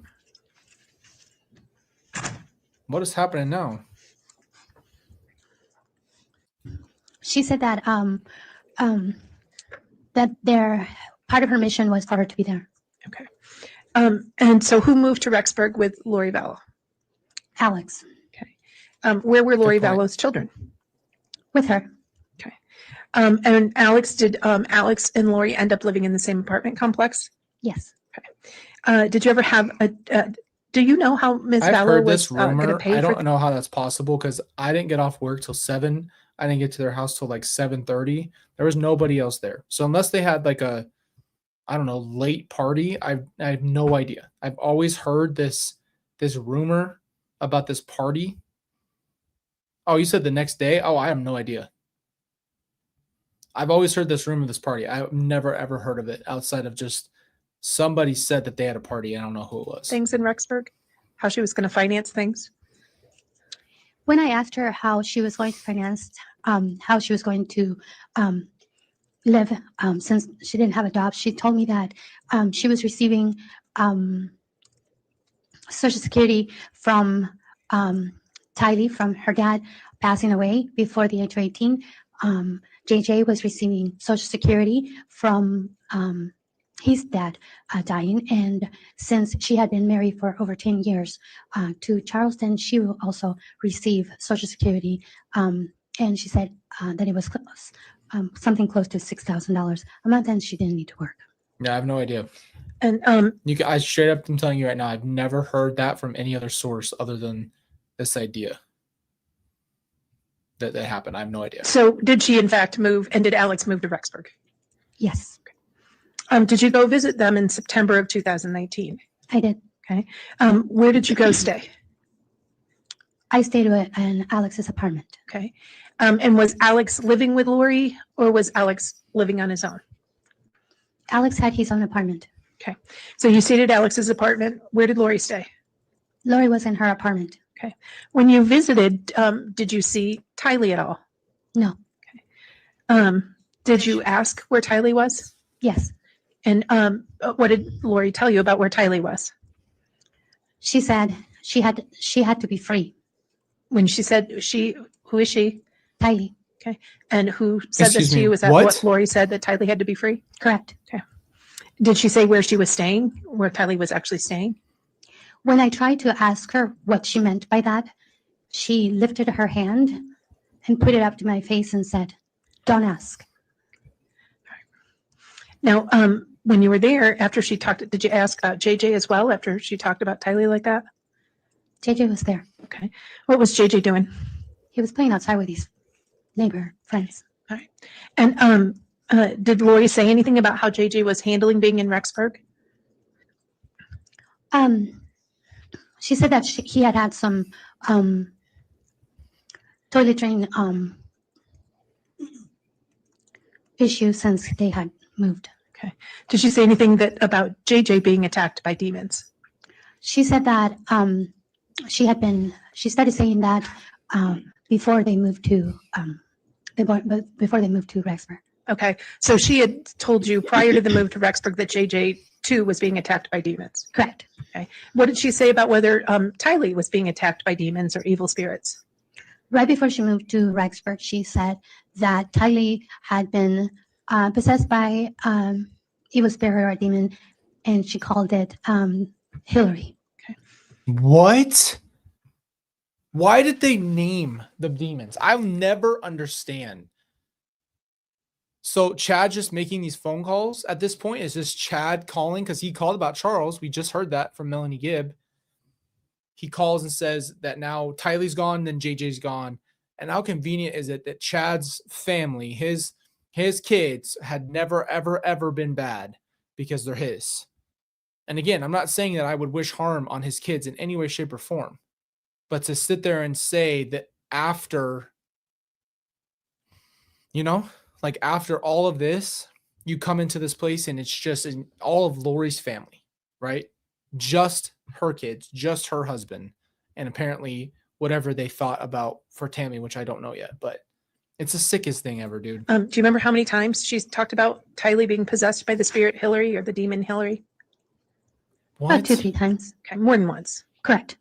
What about JJ, but him being attacked by demons? Did she say this once or more than once? That's a More good than point. once. Okay. How many times? There's a few times. Do you know whether JJ ever had a comfort dog or service dog? Yes. Okay, what was that service dog's name? I believe it's Bailey, something like that. Did she ever talk about any issues with Bailey? Yes, she said that that they were evil spirits attacking JJ, and they were going into the dog Bailey because it was What? easier to possess the dog. Okay. And The so dog Bailey, the sweetest dog who was a service dog, is possessed too. Where does it end? Where does this end for them? did she give away or get rid of Bailey? Yes, she did. Was that before moving to Rexburg? Yes, After Charles died? correct. So children and dogs are now evil possessed beings. And then did she, and then once they were in Rexburg, did she repeat any concerns about Tylie being possessed Ever. by Hillary, the demon Hillary or the spirit Hillary? No, Tylie was not there when I went there. Okay. Did she say anything about JJ being attacked by demons when you were in Rexburg visiting? Not that I recall. What was JJ doing when you saw him in Rexburg? He was playing outside with his toys and with his friends from the neighbors, the neighborhood kids, and then he came inside and asked for a popsicle, and then he went back outside, and then he came back inside to ask for a snack, and then he went back outside, and then I guess it was around 7 o'clock. Then Lori brought him inside and started getting him ready for bed. And while you were there, was Melanie Gibb there? No. Okay. And did Lori say anything about how it was caring for JJ now that Charles was gone? She said she had hired I don't know whether it was a babysitter or a nanny that was helping her take care of him when she needed. And she also said that she had bought subscription to one of those bounce places so that he could she could take him there to be entertained. So did she? And then how did you see Chad at all while you were in Rexburg? Yes. Tell us about that. How did that happen? Let's start that way. How was it you were able to see Chad? Because at this time, Chad's wife, Tammy, was still alive, correct? Correct. And he was still living with Tammy, Correct. even though Lori's now in Rexburg. Never. Right. He asked me to JJ had a nanny almost everywhere we were. lie for him and to send a text to him saying that I was speaking at a conference or at a presentation, and that I wanted him to come and see me speak. And did you send that text? I did. Why did he have you do that? And you said lie for him. Why did he ask you to do that? So that he could have an excuse to his wife to come over. To Lori's. Correct. To come over to Lori's apartment. Okay. And did you do that? Yes. Okay. Did Chad come over? Yes. Did you talk to Chad at all during this time? We did. Okay. Was Lori there as well? Yes. Tell us about that conversation with Lori and Chad. Lori and Chad were very aggressively trying to convince me to move to Rexburg. And we talked a lot about him saying that I needed to move to Rexburg. Why did they want you to move to Rexburg? What's up, big dog? They kept telling me that part of my mission was to be there, and that I needed to help them. Why indoctrinate and grab everybody to come be a part? Like, what was the end goal there? Like, make a group of people that you can highly manipulate? Like, what was the plan in their brain? I'll never understand what would you gain from her coming to Rexburg? Like, what was your ultimate plan? Build Zion there, and that I just needed to move there. Now, do you have a job? Yes, Do you have family in Arizona? yes. What did Lori say about, how you would, if you gave up and quit your job, how are you supposed to support yourself? I said that if I was to move to Rexburg, there's no jobs there for me, for my experience or my past jobs or anything that would match me, and what would I do there for finances. And she said, don't worry about it. Melly, meaning Melanie Pulaski / Boudreaux, she has enough for all of us.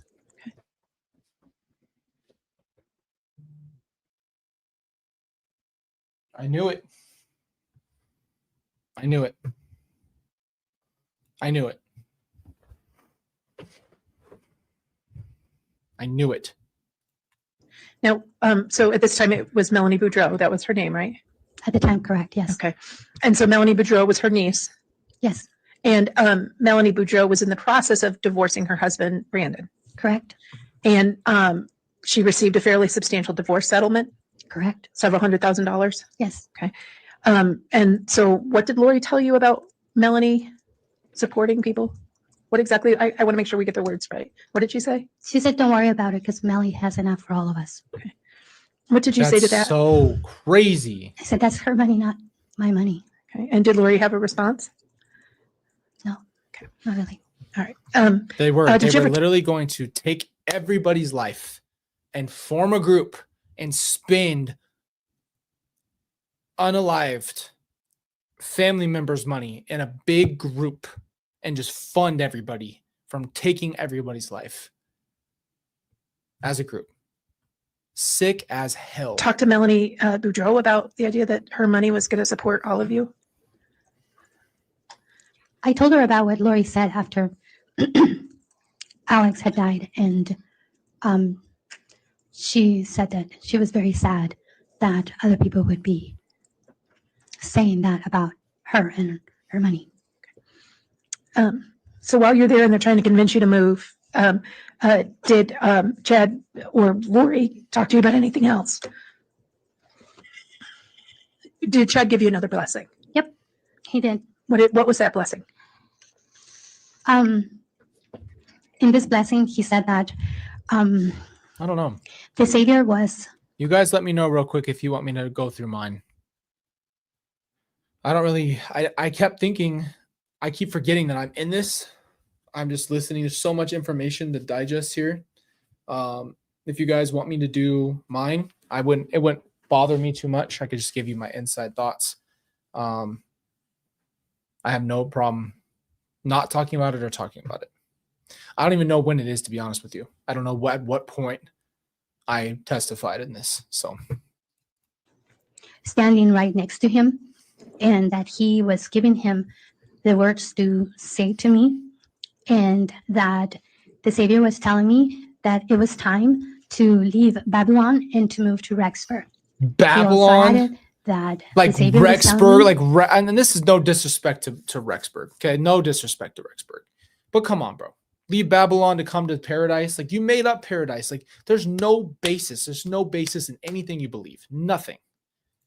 that all my sins were forgiven. Oh, there you go. Now, who was here when you were getting? pardoning sins?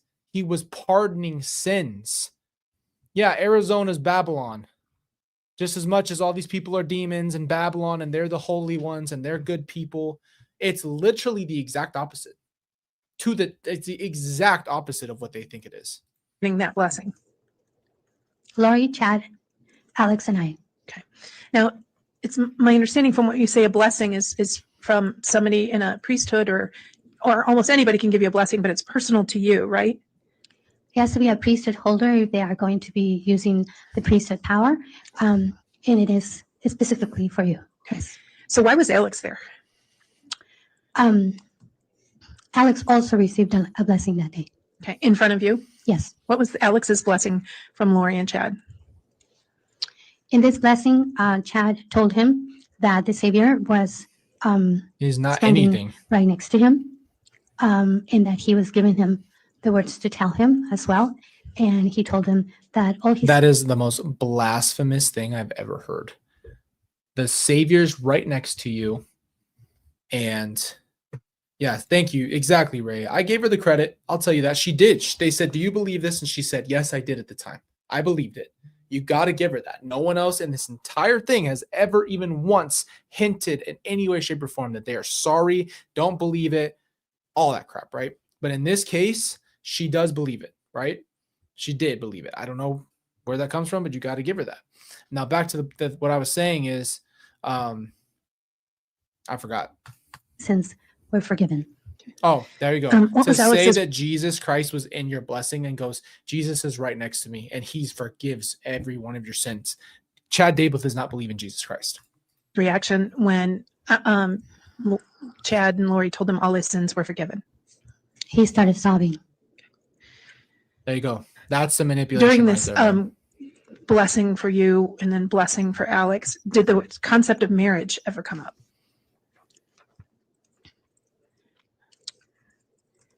Here it is. You Chad can't had see given me a this. blessing in August of 2019 in Lori's house. And at that time, he had also told me that I was going to be moving to Rexburg and that I was going to be getting married. And in this blessing, he in Rexburg in September, he also referred to that.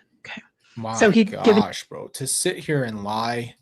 You know, a couple of blessings each time mentioning the idea that you're going to be getting married. Correct.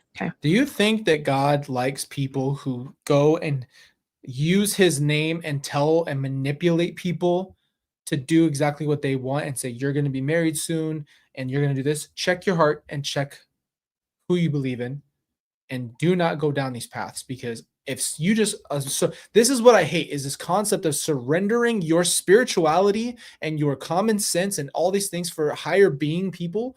God wants to have you and him have a relationship so you can check your heart and check with the Bible and have a base. Yes, there are lines in the sand. Yes, there are things that you have to be able to share, especially in a spiritual realm. You cannot just surrender your spirituality to a higher priest being, no matter who it is. You should be able to know I'm grounded in what I believe, and you can't manipulate me emotionally or spiritually to just say you're going to be married soon, you're going to move to Rexburg. That's Chad using God's name in blasphemy. He is using God's name to give his agenda, right? That's blasphemy. And any of these times, did he and Lori talk to you about who you should marry? No. Okay. Did the subject eventually come up about who you should marry or who they would like you to marry? Yes. Tell us about that. Lori and Chad were teaching that a man and a woman should always be together because they're stronger as an entity than as two separate people. If they are together, then they can have the priesthood together and they can be stronger and be more effective in whatever it is that they are going to do. So she, once Alex and I started dating, then they started saying that we should be married. Now, They just started dating. There's no context to that. at the visit at Lori's house in Rexburg in September, when Tylie wasn't there, but JJ was, were you dating Alex at that point?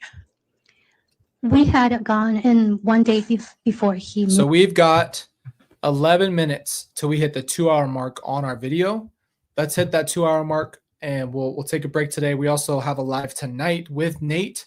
So, yeah. To Rexburg. We went out to dinner, and on this trip that I went there, we just were getting to know each other, just talking a lot, and he was really funny, so we had a lot of fun watching movies and talking and just getting to know each other. So after your trip in September, how long did you stay in September? Appreciate it, guys. It's going to be at 8 o'clock 8 p.m. tonight, Mountain Standard.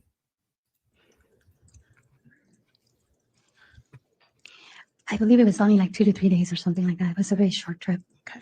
Do you remember if JJ was going to school on those days, or do you think it was a weekend? Have a great night.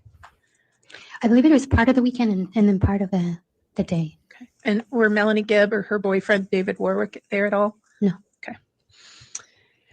Now you mentioned that you guys were getting to know each other. Did there come a point where your relationship with Alex actually became dating or kind of took off? Yeah. Yeah. Alex came to Arizona on October 31st. It was Halloween, and he came over. Lori had asked that Alex and Melanie Boudreaux would stay in my house. This is down in Arizona? In Arizona. And when they came down, Alex and Melanie came over to my house, and I gave Melanie my bedroom, and Alex and I stayed up talking most of the night. And that was the first time that we held hands, or the first time we kissed. And what was I'm not gonna that, say Halloween? Yes. on the creepiest day there is. And so after Halloween of 2019, did there come a point where you actually got engaged? Yes. What day did you guys get engaged? It was on my next trip to Rexburg in November. November 7th? Correct. So you go back up to Rexburg November 7th, and Go wash that mane, brother. Go wash that mane. when you're up in Rexburg, Alex gives you an engagement ring, Yes. and you agree to marry him. Yes. When you're back up in Rexburg November 7th of 2019, did you see JJ? JJ was not there. Lori was not there. Chad was not there. What about Tylie? No. Okay. Now, you guys got engaged. Do you know where Chad and Lori were at the time? We didn't know where they were at. I didn't know where they were at. But later, while I was there during that trip, we received pictures of them getting married in Hawaii. And was there any communication once you got the pictures of them getting married in Hawaii? I believe so. Okay, what was that? I don't remember exactly what the communication was. So did you and Alex stay in Rexburg, or did you head back to Arizona? This is what's dangerous, man. You don't just get married for the sake of getting married. Getting married is a huge decision in your life. It should be one of the biggest decisions of your life. You should really think about spending your life with someone. And there's this idea that, you just get married, just get married, just get married. Like, no, you don't just effing get married. That's not just something you do on a casual way. You don't just get married. You think about it, you pray about it, you get to know somebody. You don't just get engaged because it's good for man to be with a woman. Horrible idea. And you should really get to know someone first, right? I mean, you can tell she had no idea who Alex was. After you got engaged? I came back to Arizona. Alex stayed over there, and I invited him to come down to spend Thanksgiving with me and my family. And did he do that? Yes. Did you have any communication with Chad or Lori on Thanksgiving? No. Okay. To your knowledge, did Alex? No. Exactly. You don't just mess around with it, man. Do you know if Alex was having regular communication with Chad and Lori sort of from the time you got engaged until around Thanksgiving? I know they were having a lot of communication all the time, on a daily basis, several times a day, perhaps. But when he left Rexburg to come down to Arizona, he told me that they had stopped communicating with him. And even though he was trying to call them and sending them text, they weren't answering him. Wow, so And what was ghosted his him. reaction to sort of going from lots of communication to no communication? He was upset. He said something like, can you believe they're being such jerks after how much I have helped them? Now they don't even want to talk to me.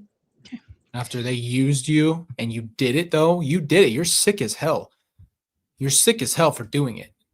They used you and then ghosted you, and literally, you're a sick dude. You're the sickest one. Let me step back and say, do you remember when hearing that Tammy Debell had been shot? Yes. Okay. Do you remember what day she was shot? Yes. What day was she shot? If my memory serves me right, it was October 9th. And were you having, was she that, do you believe she was shot that day or shot at that day? Shot at. Okay. How did you find out about that? I don't remember. Okay. Do you remember hearing about Tammy actually dying and being killed?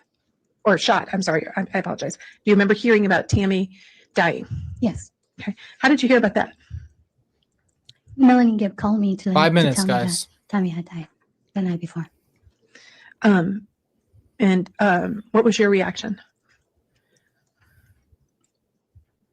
A little bit of confusion. I didn't know how she had died. I didn't know what to think. But prior to do that, you had learned that she had been shot at by someone. Yes. Were you ever present with Lori around that time that Tammy was shot at? Yes, the same night. So what were you guys doing that night that you learned Tammy had been shot at? Lori had come down to, excuse me, to Arizona, and she had texted me earlier during the day and asked me to come to Melanie Boudreaux's house because she needed my help with something and she needed to see me. Okay. And did you go? Yes. All right. What happened when you got to Melanie Boudreaux's house in Arizona?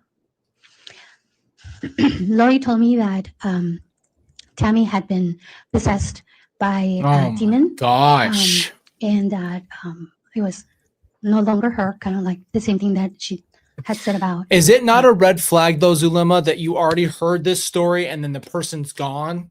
Did that not raise the flags? Like, yes, you were praying death, but then you find out that they didn't just die. They didn't pass away. Sorry, I smacked the crap out of that mic. They didn't pass away. They were killed.